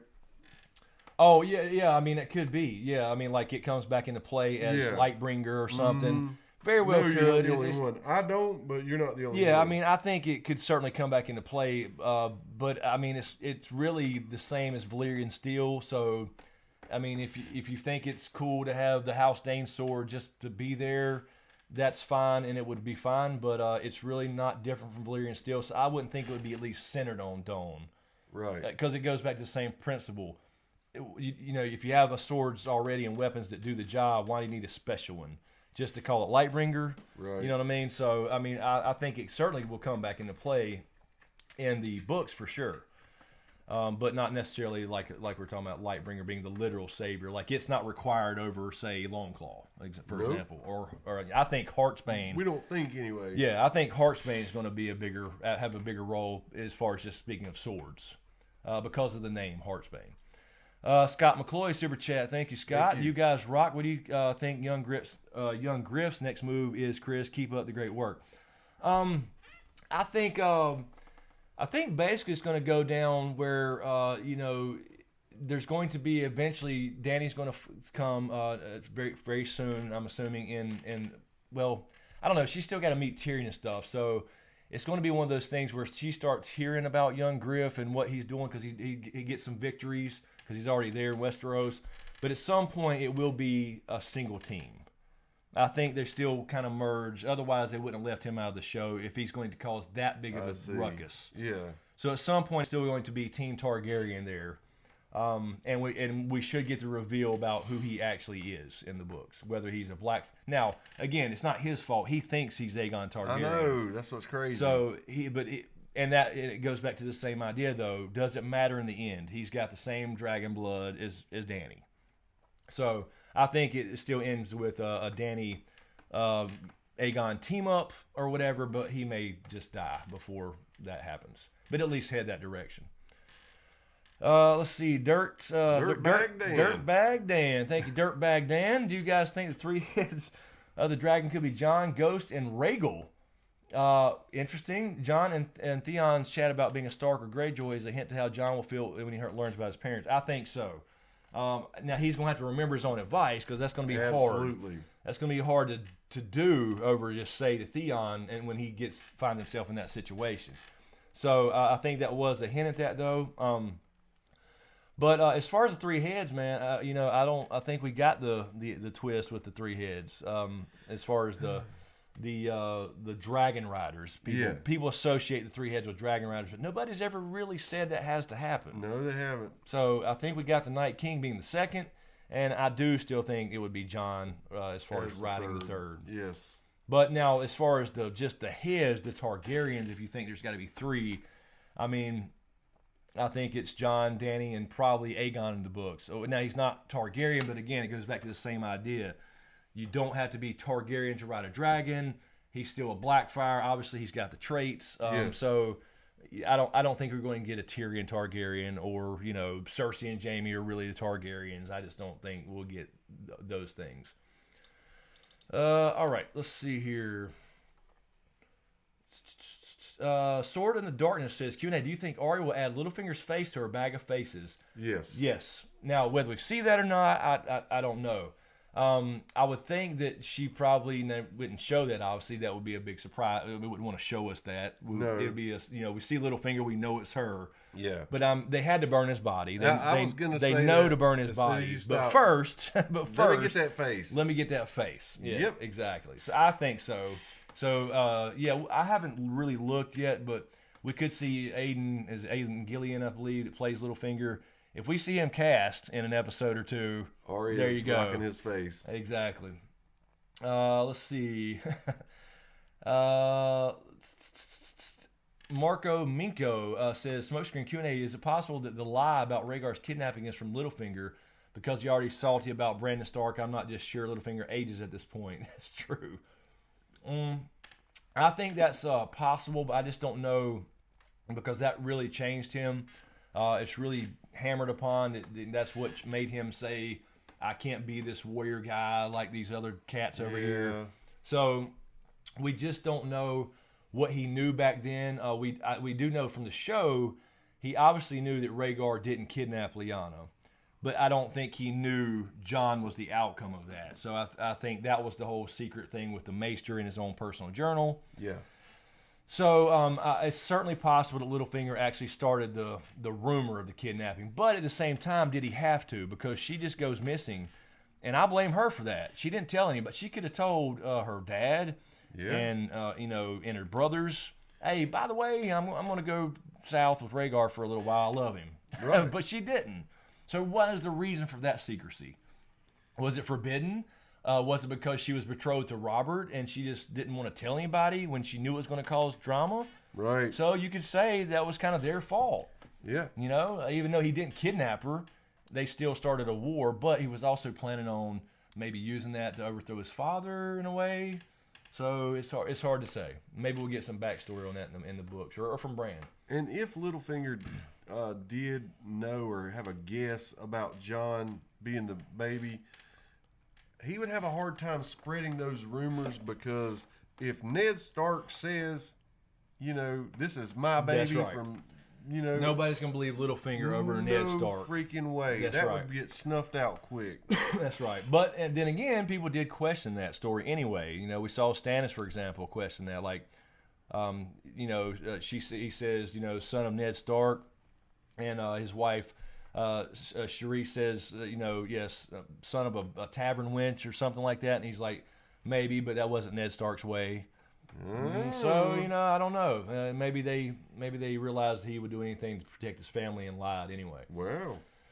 All right, Alex Montero, what's up, Kristen James? Q&A. What's up? Saw your video about Winterfell falling. So what if we find out next season Winterfell is protected by the same magic that protected Bloodraven's cave, and that's what saves them?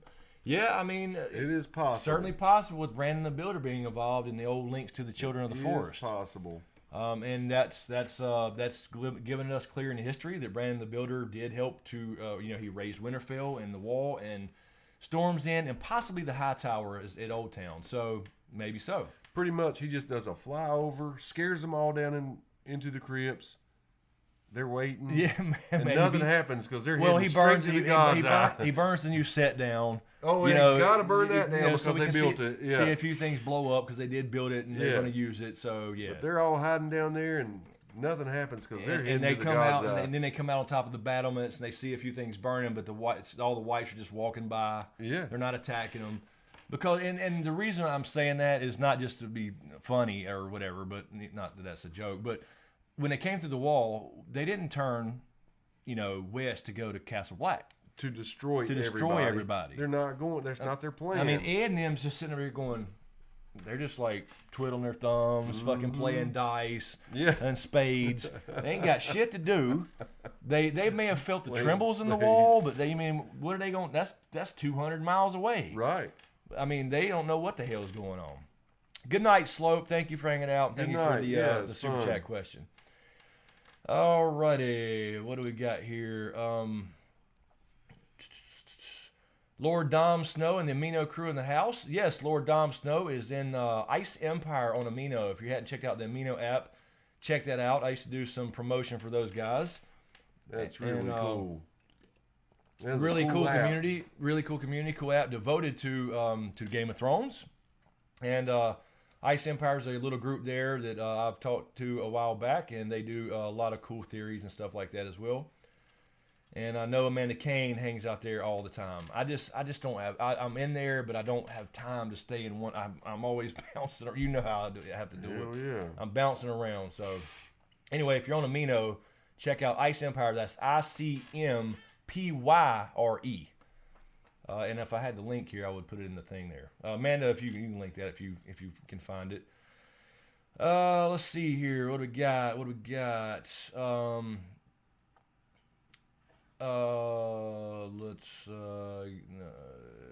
get rid of that. Hell yeah. Let's see here. Where we're at. Deborah Breedlove says the Winterfell set is not the one being redone, guys. It's the season 1 set. It was being redone for Ren Fair. But see, really, I hadn't heard that because I've seen several other update articles where people are going by the new Winterfell set. So I'm not sure. I mean, I'm not saying I don't believe you, but they're fixing to film there, and then there's been several other update articles where people are driving by seeing, and you know, if you're not familiar with the filming locations, they have GOT signs, actually GOT signs. Wow. And I'm seeing people still post Winterfell with the GOT signs and everything, Winterfell set, as they drive by or whatever, trying to get a peek at it, and they hadn't started filming yet. So yeah, I mean, maybe they're doing that, filming something else, and then they'll rip it down and or use it maybe. So maybe you're right. I haven't looked in the last couple of days, but that could be the case. Let's see. All right. Bo Baratheon again. Q&A. Do you think the Ghost will approve of Dany? No, but Riddick does. So sorry. No, I think yeah. I mean. Yeah, I guess. If he can feel John, right. He's really connected with him in that way. If he feels that you know he trusts her, type of thing. Yeah. So I think I don't know. That'd be kind of cool to see. I think that'll happen actually. You got to see John meet Drogon. That's what I was. So why say, not have Dany bend down and pet Ghost? Dude. Now she doesn't have a blood bond with him, so he could still growl in her face. But so did Drogon. That would be cool. Yeah, that'd be cool. I think that's a good scene. That's a John good scene. could use his line. He would rip your throat out if I wasn't here. Exactly. Yeah, that would be cool. That'd be cool. I meant to say earlier about my Because Geek T-shirt. Val, if you're watching this, I know you're not because I don't see you in the chat, and you're probably not going to watch a 2-hour stream after it's posted. But I'm going to take a little bit of credit for the little Because Geek hat because I used to give her a bunch of shit about her toboggan, which she calls a toque. A toque? Well, you know, she's in Canada. Right. It's a toque, but it's a toboggan or beanie, you know. And I gave her so much shit about it. See, it got in her head, and that's why she made that little logo with the little hat. And it fits it so good, man. It does. It's cool. Great. But I'm going to take a little credit for that, Val, if you see this. So somebody tell her I was wearing this shirt.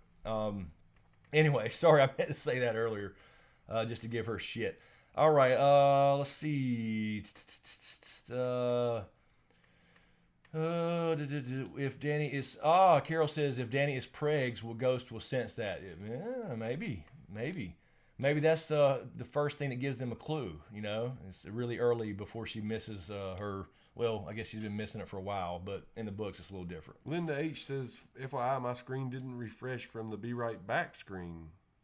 It didn't refresh the whole browser, Linda. If you're still seeing that, yeah, because that's been a while.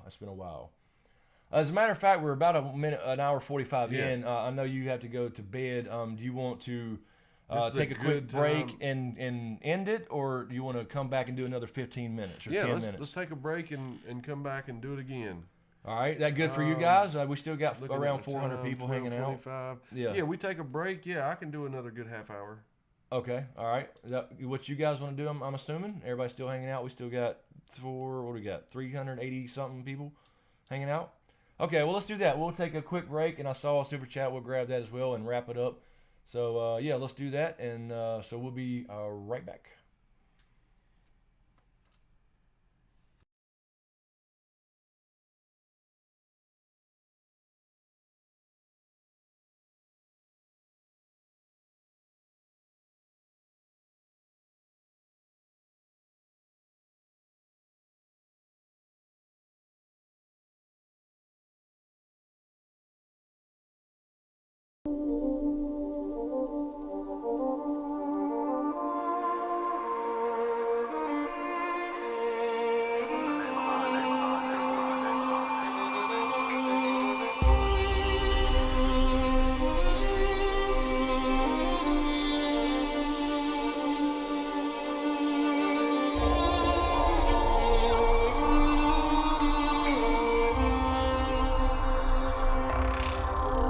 cannot give you back your homes or restore your dead to life.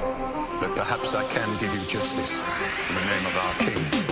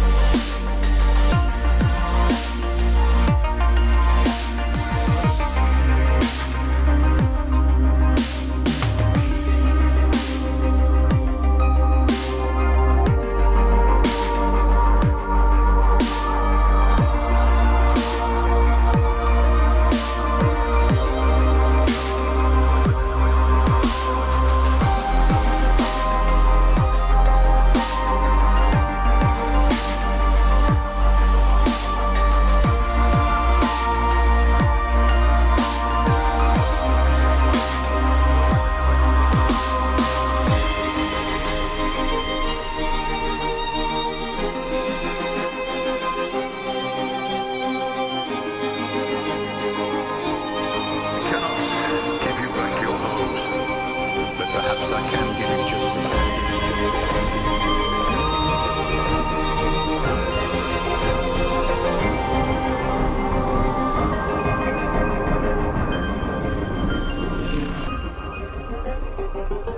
In the name of our king.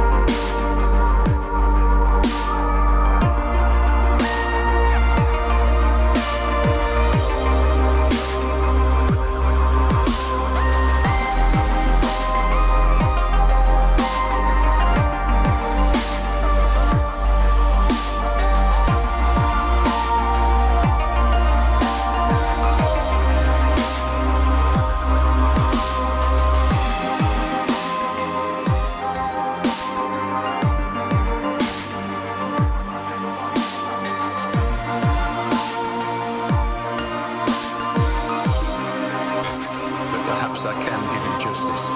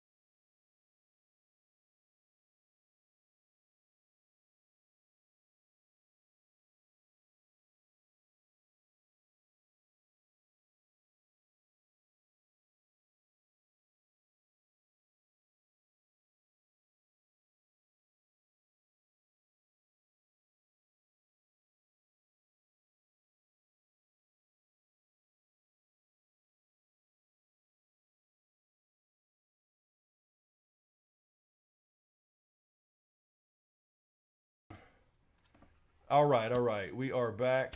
Are you lighting a lighter? Yeah. Just found that outside. Yeah, exactly. We really got them going with the damn break thing. Okay. Before we finish and grab these last few questions, I forgot to mention earlier. Yeah, please bring that up. This right here, we're doing a giveaway that's still going through next Sunday's live stream, and you can win this right here, the whole set of Ice and Fire. La la la. Yeah, we need some fantastic, some sexy hands to. Anyway, this whole leather-bound set of cool books here, and you can go to the link in the description. I had one loose last week, one of my own. But you can enter that by the link in the description. Let's see if I can paste that again. I had issues last week because it was. Yeah, you did. It was. I don't know if it was just. Never ever seen in the area. Yeah, and it's weird. But I don't know if it was Gleam or what. But anyway, this app here, if you can. Oh, see, no, it blocked it again. It don't like Gleam.io. I bet if it was .com it'd work. Anyway, the link in the description to Gleam.io. There's an Ice and Fire giveaway, and you can enter that in. What? See, Jessica shook. I hope you can hear us saying goodbye. She only has 1%. Oh, 1% battery. That blows. Thanks for hanging out. My batteries took a shit on my phone the last couple of weeks. It's been horrible, and it used to be great. I could charge it once overnight, and it was good for the whole day. Anyway, so yeah, if you didn't see what last week's stream, this will stay open till next Sunday, where we'll announce the winner live for that book set, and you can enter with the link in the description. And from that app, you will be able to enter in several different ways. There is Twitter. Follow me on Twitter. Follow me on Facebook, like the Facebook page. Follow me on Instagram, which you a certain amount of entries. Share and watch a video. I think it's the season 8 predictions video, or the first top 5 predictions. Cool. The first one. There'll be plenty more of those. Have you? And what else was it? I had a list here just to. Oh yeah, and retweet tweet as well, something like that. So. You can get up to 15, I think it was, entries. It is 15. 15 total if you want to. That way, if you don't use Twitter, but you use Instagram, you can enter that way or vice versa. Or you can do them all. And Patreons are automatically entered. Have you been watching? Are you getting entries? Yeah, we have a matter of fact, let me check. I think we had well over, let me see, 2,200 entries so far. So, yeah, 2,206 entries right now. And that is... Again, follow the Facebook page, like it, like me on Twitter, follow me on Twitter, retweet a certain tweet, it's already there. And you can do all this from that little app, so you don't have to go to all these different places. It'll take you there, and then put little check marks once you log in. Follow on Instagram. Subscribers, be a subscriber is another 3 entries, and then share and watch a video, and that's another 5. So you can get a total of 15 entries, and we will announce the winner for that next Sunday stream. Live, so it'd be so fun. Yeah, so right now 2,206 entries. So anyway, if you want to enter that book, actually we just got another one, so somebody's already doing it. So share that or whatever, and we enjoy doing them. It helps the channel too, gets a little bit, but also just really quick. It's not just about numbers, but when I'm on Twitter and Instagram, I share more stuff on there. And I'm going to do more as far as the vlog channel and the gaming channel, all the other stuff you may or may not be interested in, and not just the Game of Thrones Smokescreen main channel. So I'm not going to create accounts for all those different ones. It's all under the same one. So that's where you can get updated if I'm not on YouTube every day. So anyway, I forgot to mention that earlier, so I apologize. But yeah, that is still open for the next week. All right, let's see. What do we have here? I saw a Carol Brown, King James, first of his name, eater of nasty jelly beans, and Castle Smoke. Weigh in on who's the better director, D&D versus Miguel Sapochnik on GOT. Sapochnik's the best director they've had. I totally agree. Period. And I'm glad he's going to be back for, I think, at least 2 episodes in season 8. Yeah, that's so exciting. I will say D&D have directed a few episodes before. They're not bad.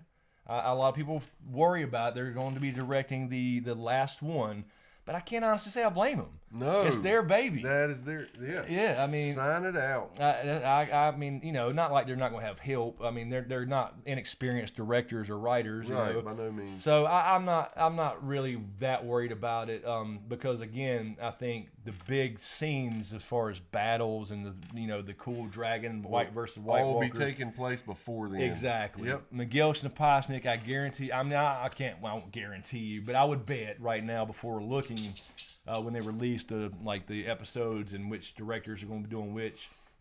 I would guess Miguel would have probably 4 and 5. I think that's a good guess. Something like that. But he'll have 4 and 5 where that'll be the big finale of the war, and then 7 or 6, I should say, will be Aftermath and a little Dream of Spring. So anyway, yeah, I'm not worried about the D&D thing, but I'm glad Miguel's back. He is my opinion, one of the best directors out there. Will that finale break all records? Yeah. I think so, too. Yeah, I would think so. Also, a super chat from AJS. Thank you, AJ. But I do not see a question. I'm not sure if you had one. And if you did, try to get to a moderator, please. Buy some stock in Kleenex before that last There episode. is Mamma Mia. Let me fix that for you, Mamma Mia. There you go. We were just talking about that. Mamma Mia. All right, she has a question. As her first duty as moderator, first mod move that I see here, question from Jeffrey Starlin. Is it Starlin? Thank you. Thank you, Jeffrey. The werewood trees seem to have a lot of significance. Do you think they will only have any bearing on the ending? Can a green seer only look as far back in the past as the age of 1? That's a great question. It's not really clear, but I think, for example, the Tower of Joy. All right. Right.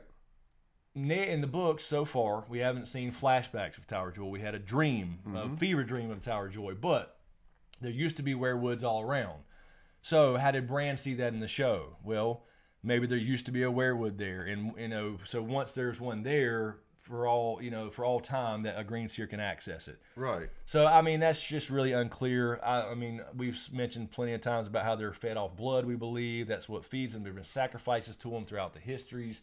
We've seen that in the show and books. But yeah, as far as green coming back into play, yes. Absolutely. They have a bearing on the ending. Absolutely. For sure. Because look at that big old lake down there with an island right in the middle, which we saw in season 7 up north of the wall. That was pretty interesting there.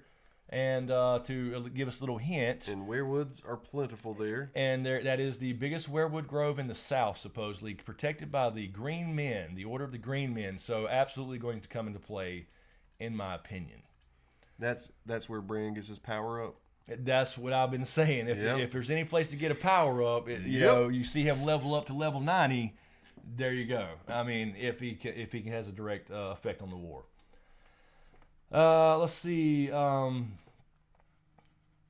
Paul is saying to you, James. Let us know how you're doing before the end of the show, please. Just if you're doing okay. Yeah, I'm doing okay tonight. Really helped, Paula. Thank you so much.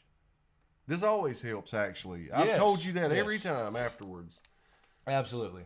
Helps us both. Yep, believe me, being a YouTuber is not glamorous. I have issues as well that this helps with a lot. It does. Absolutely. Carol has one from Herb. Q&A, Rhaegar the Second better be the name of Jon and Dany's child. Also, I have a feeling the White Walkers are taken care of in episode 3 or 4, and Cersei will be the final conflict. I know I said it before, but still. Chris is leaning towards that a little bit. Yeah, not that. Well, I wouldn't say the White Walkers before. I just think simultaneously, more than we thought it was going to be, because we first thought like season 7 or 8, I should say, would all be White Walker. Right. Cersei dies at the very end of season 7, or maybe the beginning of season 8, and it's still possible. But let me say this for you. Yeah, please. What's going to happen is there's going to be this Jon and Dany sandwich going on, where you have the White Walkers and the Night King coming from the north, and Cersei, who's acting like she's going to help, she's really going to be coming up from the bottom, causing chaos and havoc. So we will have to deal with some of that simultaneously. Yes, I think so. Exactly. There's your new hashtag, Jon and Dany sandwich. Oh Lord, but yeah, I do think there will be a little more. It's more simultaneously than we thought. P. Lock. My YouTube channel name is Dust on the Throne. Dust on the Throne. Yep, and you can. Well, I don't know if actually I still have your old Daily Sports Trivia link from my channel on the little featured channels. Oh, I don't cool. know if I've Thank ever you. added the Dust on the Throne. I'd have to check. I hadn't looked at that. Let's see. Varda regulator Smokescreen. Do you think could possibly get a battle of the 5 armies per J.R.R. Tolkien with the North, Dany's army, Cersei, Dorne, and the Golden Company? I wouldn't say so at this point. Honestly, I question if Cersei tries to do something from the South. I think now that if the Lannisters have heard what's really going on, because they were planning on going, I don't know if they'll listen to her. I mean, they may pretend to listen to her, but actually go up there and help. And I then could the see that. Golden Company, I could see them breaking their first contract if they even sign one in the get-go with Euron, actually supporting Dany, because there's been no Blackfires in the show. They've always supported Blackfires. So in the show, it could simply be Targaryen, whatever. So I don't see them actually supporting Cersei. So I think the Lannister soldiers are pretty much saying, I'm taking the side of the human race. yes, because they made sure they humanized them this year. Yeah, they more did. than they ever have. I agree. With the whole Good Arya point. scene and Ed Sheeran. So, also Deborah again. Deborah Breedlove, Winterfell quote from Smokescreen video watcher Claire Conway. 1 week. Oh shit! I lost it. Hold on. Damn it. All right, sorry. 1 week ago, Winterfell hasn't been at Castle War since season 2. I live in what is that? They filmed. That's what not Belfast. Or Northern Ireland. Northern Ireland. Oh, is what he's okay. saying. Yep. The reason work is going on at Castle Ward is that this, and I guess it continues somewhere maybe. This weekend there's a festival on called Winterfell Fest. The Winterfell set is now Tunbridge and has been since season 3. The National Trust here wouldn't let them film anymore. Oh, Thank now you. that's interesting. That's but some cool inside information. That is, but I'm not. Is that? I don't know, man, because every article that it's always been Castle Ward, and I don't know. I mean, they live there, they would know. But then again, all the media outlets have always reported Castle Ward every single year being the Winterfell set. Because as a matter of fact, you still go visit that when you go to the GOT filming locations. Matter of fact, Val Maybe they went. visit that because it was. It could be, You but know? everything I've read as far as all the big articles have always said Castle Ward, but except for all the inside scenes, I mean stuff like that anywhere is in Belfast. But I mean that may be true. It may be possible. Very cool. And they got us fooled as far as the new set. All right, so let's get a few more here. Carol Brown has one from Sam Flanagan. Q&A, will there be more human sacrifices at the God's Eye with Red Priest present there in Season 8? Don't know about human sacrifice with the Red Priests. I think it's hard to say because we know the children sacrifice all kinds of people. And we saw them create the Night King by sacrificing somebody, and blood, feeds the heart trees. I'm sorry, the you know what I'm saying, the damn trees. Yeah. So we said that a million times, but I don't know if we'll see a sacrifice. Well, we could see a sacrifice if it has something to do with the end game and somebody needs to die for a brand power up, for example, To feed the werewoods or something? to get or to to give John whatever John has to physically do magically. He's got to do something magical, I think, because otherwise there's no point in the whole RLJ Targaryen Stark thing. But yeah, I don't know about the Red Priest being involved with that though. I think that may be a separate thing. I'm hoping that Melisandre, she said she's going to die and she's ready to die and all that stuff. I think she will, and I think I literally think she'll go out in a blaze of glory in some kind of fire magic thing. Let's see, a couple more. Mike Harris, Q&A, will we see Sam rock that Valyrian sword he took from his now dead dad? I think Heartsbane will end up being used in the end of this thing, and it could be somebody's Heartsbane. But will Valyrian still work on the Night King? Right. We don't know. Don't know. We've kind of mentioned that before, just about the names. And could somebody like Sam wielding it Yeah, I mean, Sam would definitely wield it if he had to protect Gilly, but he's not going to rush out. He's going to be the information guy with Brand. Team Brand and Sam. Yeah. They're the guys in the chair, like we said. We were talking about Spider-Man the other day. Yeah, we were. They're the guys in the chair with the headsets on, hacking into shit, telling people to go here and go there. Yeah. With the GPS trackers and all that shit. Exactly that's what they are. Now, if they bust up in that room and Sam has that sword, yeah, he'll try to protect Gilly and all that stuff, but he wouldn't be very successful. He'd be like, we're watching porn? Yeah, exactly. You're the Spider-Man from YouTube. Let's see. Carol has a question from Josh Trahan. Q&A, will Theon and Euron fight take place aboard Silence, but where? I think it could. Because I do think that Yara will be in the bowels of Silence. So he's got to get in there and get her out. So, it could be like, Theon versus Euron 2.0, although they really never fought the first time. You know what I mean? I do, yeah. So that would be a good place for it to happen. Then he I can see him killing him and throwing him overboard. He's dead, and he goes down and cuts her loose, and hopefully she still has a tongue in her mouth. Please. But, it is Germ. So... All right, let me double check Streamlabs really quick. Oh, that's the wrong tab.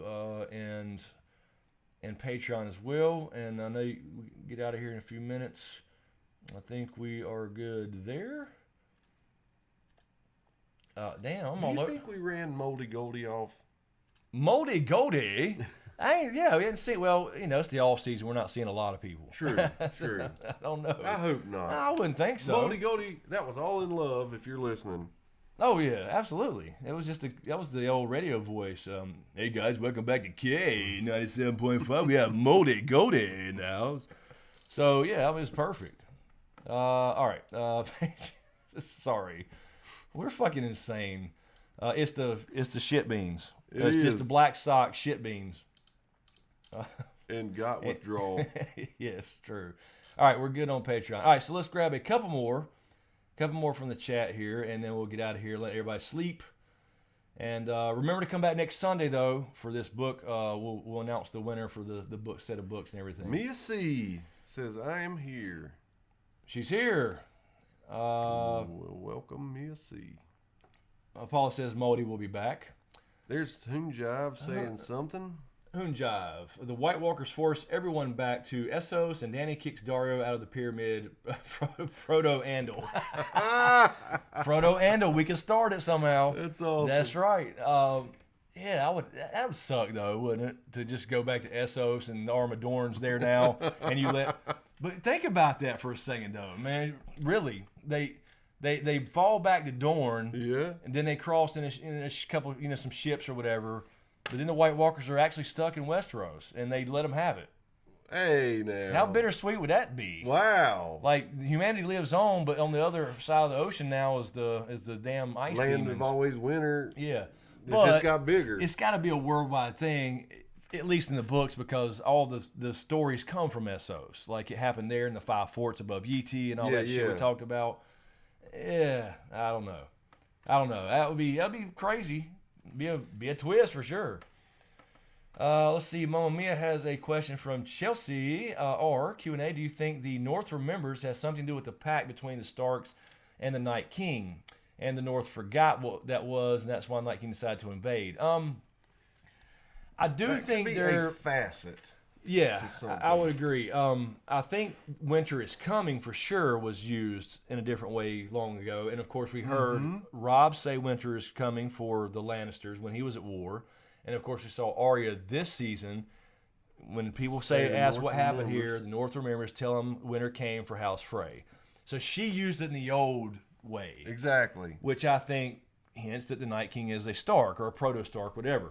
So I think that's to a degree. But the North remembers, I've never really thought of that more than just a saying that really, as far as literally meaning we need somebody here to run the place. You know what I mean? So I don't know if there's something magical about that. We've questioned that for years. Remember the Alamo kind of connotation? It could be because the reason I say that is because, as much as it sounds cool, everybody just looked into it. There's not really a time where there has been a Stark to not be in Winterfell until the Boltons, but the White Walkers were well active before that. Hell yeah. So that's what I mean. It's like if they come back, you would have to see, like, for example, Robb leaves, Bran had left after that. There's that short period. Okay, then we see zombies come from the north or something happen up there to hint that changed something. But they were active in the prologue of the books and the show, the first episode. So I don't see, in other words, I don't see any actual actions based off something happening there. You know what I mean? No, there's no real evidence that means anything. What if the fact that the Night King is a proto-Stark? Yeah. Stark must always be in Winterfell. Maybe the magic trap's in there. Who knows? Yeah, that's a good little. That's a good idea. I mean, I do Yeah, believe and then it kind of goes, but and then it kind of goes in the thing with winter fell, where winter actually fell or whatever. yeah. Yeah, you never know. All right, Carol saying check Streamlabs really quick. Ready? Let's see. I'm looking at this little. I don't know if you guys noticed, by the way. I this little glass here where everything drops in now that I thought was pretty cool. It's kind of kind of a Twitch thing, but you can do it now on YouTube through Streamlabs. But see, I see all the gold in there, which is very cool, and I appreciate every bit of it. I don't see any little subscriber things in there. Yeah. Because when you subscribe, It drops your little thing. your little thing in there, and like, let me do it. Let me do one. I want to see it work a lot. Make sure it's working. Let me go to the jar. I'm gonna test subscriber. Yeah, watch this. Now guys. let's see. Smokescreen is now subscribed, and it should drop my little logo, since that's my logo on YouTube, in the glass and pop around. There we go. There it is. See it bouncing. I don't see any of those little squares in there, so I guess everybody's subscribed. All right, I'm sorry, guys. I got off on a tangent, but I want to see it work. Let's see. Check Streamlabs. Let me refresh this. Was that a new one? No, we did that one, but did we miss one down here? Is that what maybe? Yeah, I don't think so. From this date, we only have 3. The last one was from Wake Up Dead, and we definitely got that one, the Foreshadowing series. So, are we missing something, Carol? Did we miss anything? Somebody, I can double check again. Yeah, what's that? The second one, Bo Baratheon.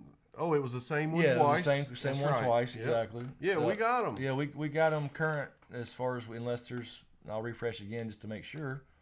Yeah. So we're good there, I think. All right. So let's get where we at. We got 4 minutes. We got 4 minutes. All right. Let's grab this one from Alex Montero. I got another question. Do you think the White Walkers being the big bad is misdirect and Cersei ends up being the big bad? And what if Cersei kidnaps Sansa and Arya and the Hound go to rescue King in King's Landing? I wouldn't say so, only because if you think about, let's think if you're watching episode 1 all over again. Okay. Which I've probably seen 47 times. The very first scene, and then just like you're reading the prologue of the books, is about there's something unnatural happening up north of the wall. And then we forget about it for a long time. Right. We don't talk about it. There's occasional mentions and little hints. If they would do something where he's really not the big bad and it's been Cersei this whole time, to me, that would be bad. That would be bad writing on George R. R. Martin's part, not Dan and Dave's, because that would be a main story point. You damn right. So yeah, I mean, I couldn't see that. I mean, Cersei will try to be a big bad, but once she loses the baby, which I think they'll confirm that in season 8, she has nothing else to live for. So I would hate to see that, is what I'm saying. But hey, we never know. Certainly possible. All right, let's see. Mama Mia and Carol have something from Dirtbag Dan. What's up, Dirtbag? Dirtbag says, Q&A, do you guys think the War for the Dome will end the same as the Dance of Dragons, i.e. Jon leaping from Rhaegal? I could see that, stabbing somebody right through the fucking eye. Man. Yeah, the Night King on the Syrian through the fucking eye, I could see it. Wow. I could see it. Yeah, that's a good idea. But I don't know if it's that simple, only because I don't know if the Valyrian steel could even penetrate or kill the Night King. I think we're going to get a surprise about that, at least with Dragonglass. Right. Because if he's got Dragonglass in him, there's no reason a Dragonglass arrow or spear could work on him.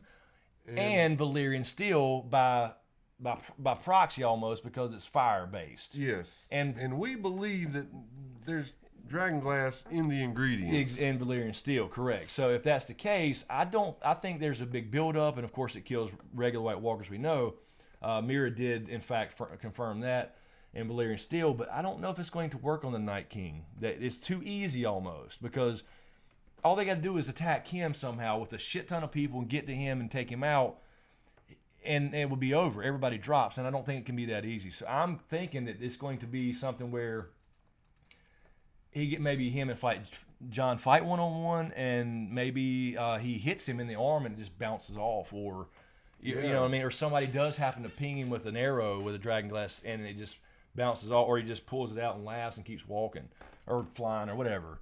So I don't know. I think there's got to be a twist on how he dies, and we've been saying it's got to come out. That's the only logical conclusion to me. And before, say he gets pinged and he's heading towards John to kill him, right? That's when Bran intercedes in either a vision from Winterfell, or he comes in as a translator, mediator somehow.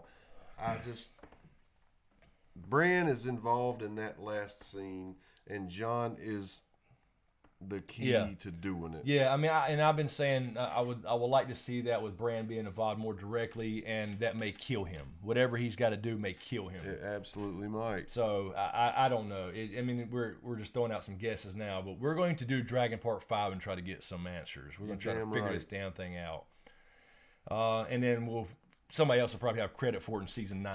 I'm sure. Anyway, sorry, a little smart ass. It's getting late. Let's grab one more good one, and then we got to get out of here. It's 1:01, and we're keeping James up too late. He's got a belly full of fucking spoiled milk and dog food. All right, we're good on super chats, I believe. So let's grab one more good one from the chat. One more good one. Let's see. All right, let's see. How about Preston? Preston has one really quick Q&A. What do you think the meaning of Jojen's flaming hand was in Blurrin's cave? He and Bran were talking of the end. I think I said that actually earlier because somebody asked Preston. I think that was just Jojen's own death he saw. I don't think it's related to like something with the burning hand. Somebody brought up Earth the White.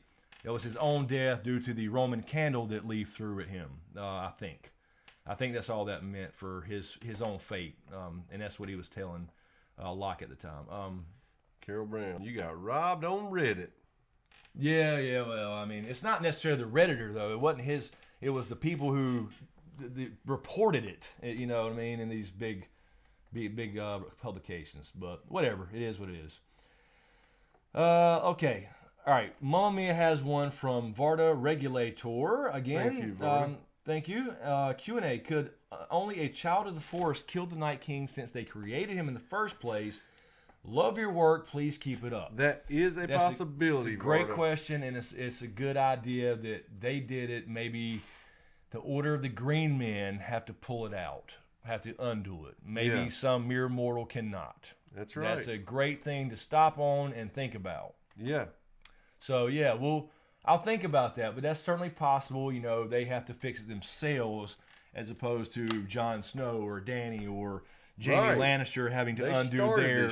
They started the shit by creating the nuclear option, the big no-no that threw the seasons off. It was unnatural, that type of thing. That would make a lot of sense. So, good question.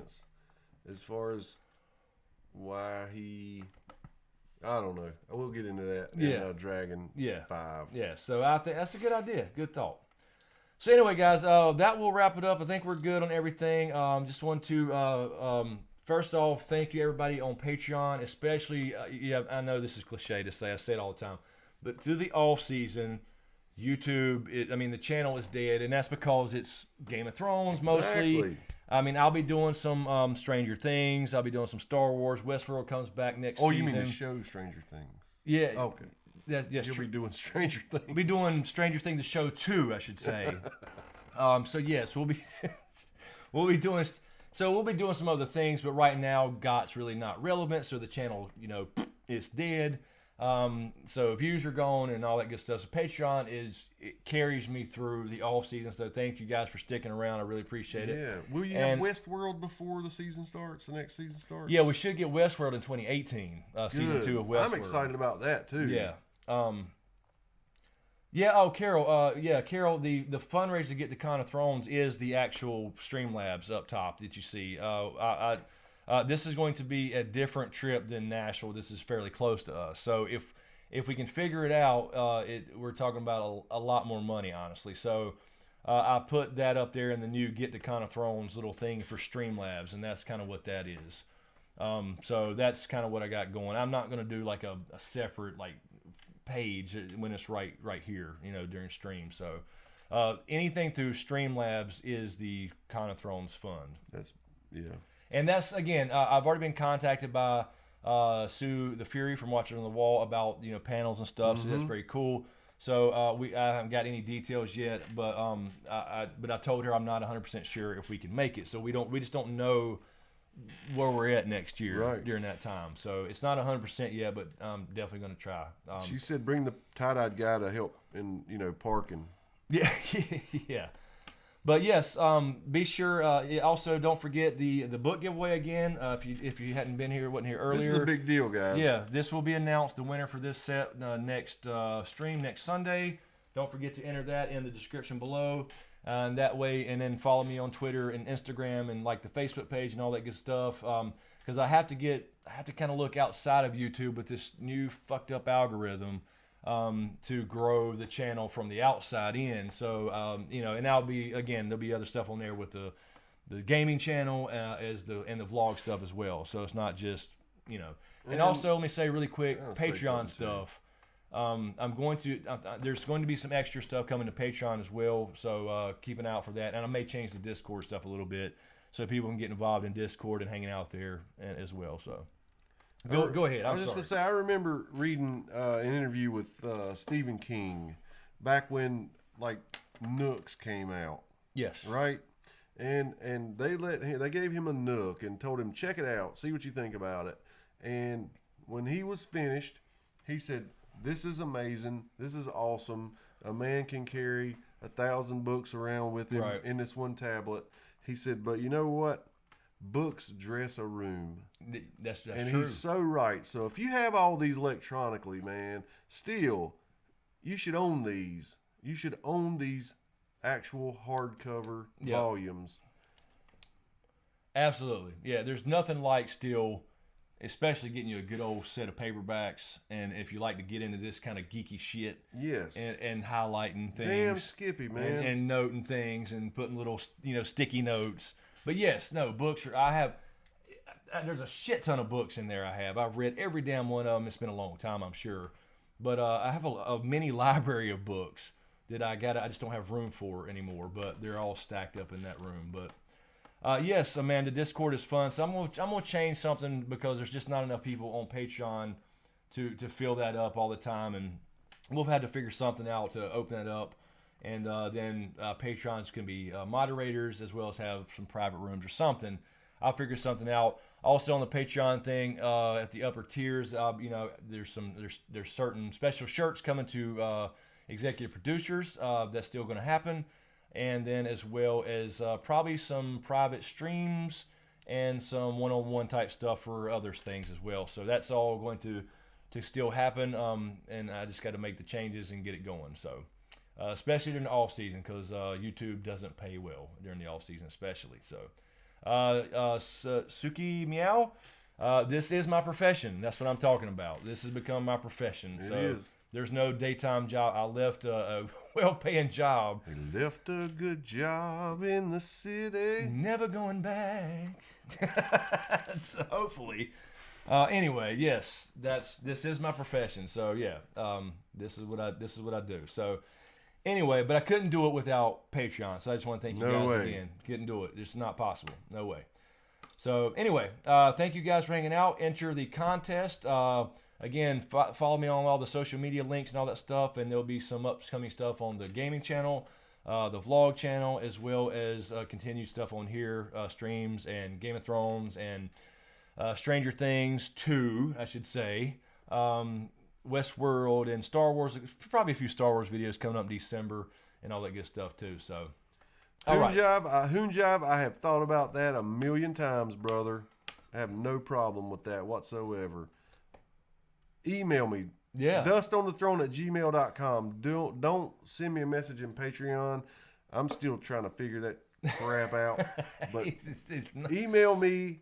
DustOnTheThrone@gmail.com. Yeah, I've got to get him off email. I'm trying. I know. trying to get him off email. You know, that's like 2,000. I'm just starting to tweet. That is true. I'm getting decent. That is true. That is true. I got to get him to understand hashtags, but he's trying. Email is so 2007. Damn it, man. So, all right. We're gonna get out of here. I think. Let me just triple check. I'm sorry, I keep rambling, and I'll shut the hell up just to make sure I got everybody's Patreon questions answered, and I think we did. Yep. All right. So anyway, thanks for hanging out, guys. We appreciate you hanging out, and have a good week, everybody. We'll see you next Sunday, and there should be at least 2 more foreshadowing videos this week, as far as regular solo videos, and if there's something pops up. Any kind of cool filming news or some kind of weird thing pops in my head about a theory, that'll certainly come out too. So let's shout out Mamma Mia's son. Mamma Mia. He's 4 and he always watches and he loves us. Oh, awesome. Mamma Mia's son watches us. I hope you tell him we're potty mouths. Yeah, we try to watch that. Yeah. But Mamma Mia's son, you have good taste. Absolutely. Hello, Mamma Mia's son. Awesome. So thank you guys. Really appreciate it. Thank you to all the moderators. Mamma Mia, Carol Brown, the Order 1814, Amanda Kane, Her Monster Highness. I don't know if she's been here in a while. I think that, and everybody else that moderates. I won't waste your time going through everybody. Everybody's waiting for me to shut the hell up so they can go to sleep. But appreciate you hanging out. Thanks for all the likes, subscriptions, shares, etc. Really appreciate it, and we'll see you, I believe, next Sunday. Absolutely, we're drawing. So thank you. Thanks for hanging out tonight, and take it easy.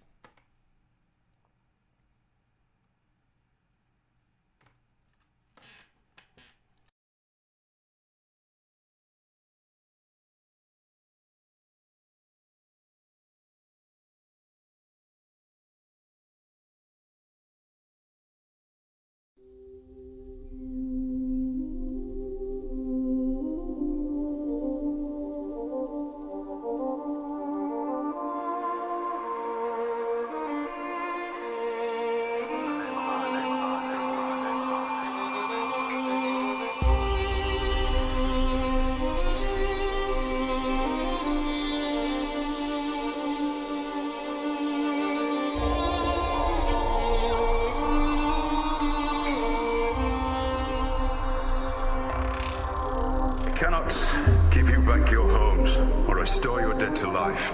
But perhaps I can give you justice in the name of our king. Boom! I want to say really quick before we get out of here.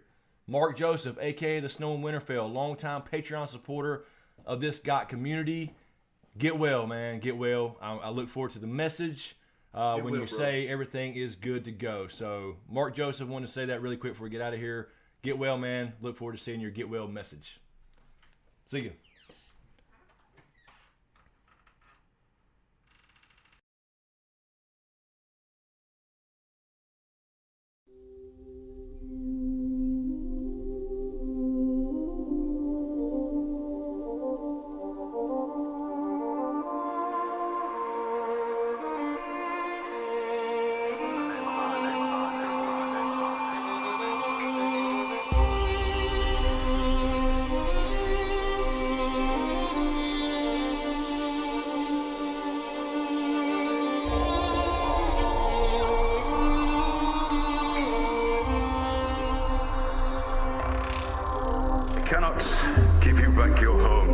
Restore your dead to life. But perhaps I can give you justice in the name of our king.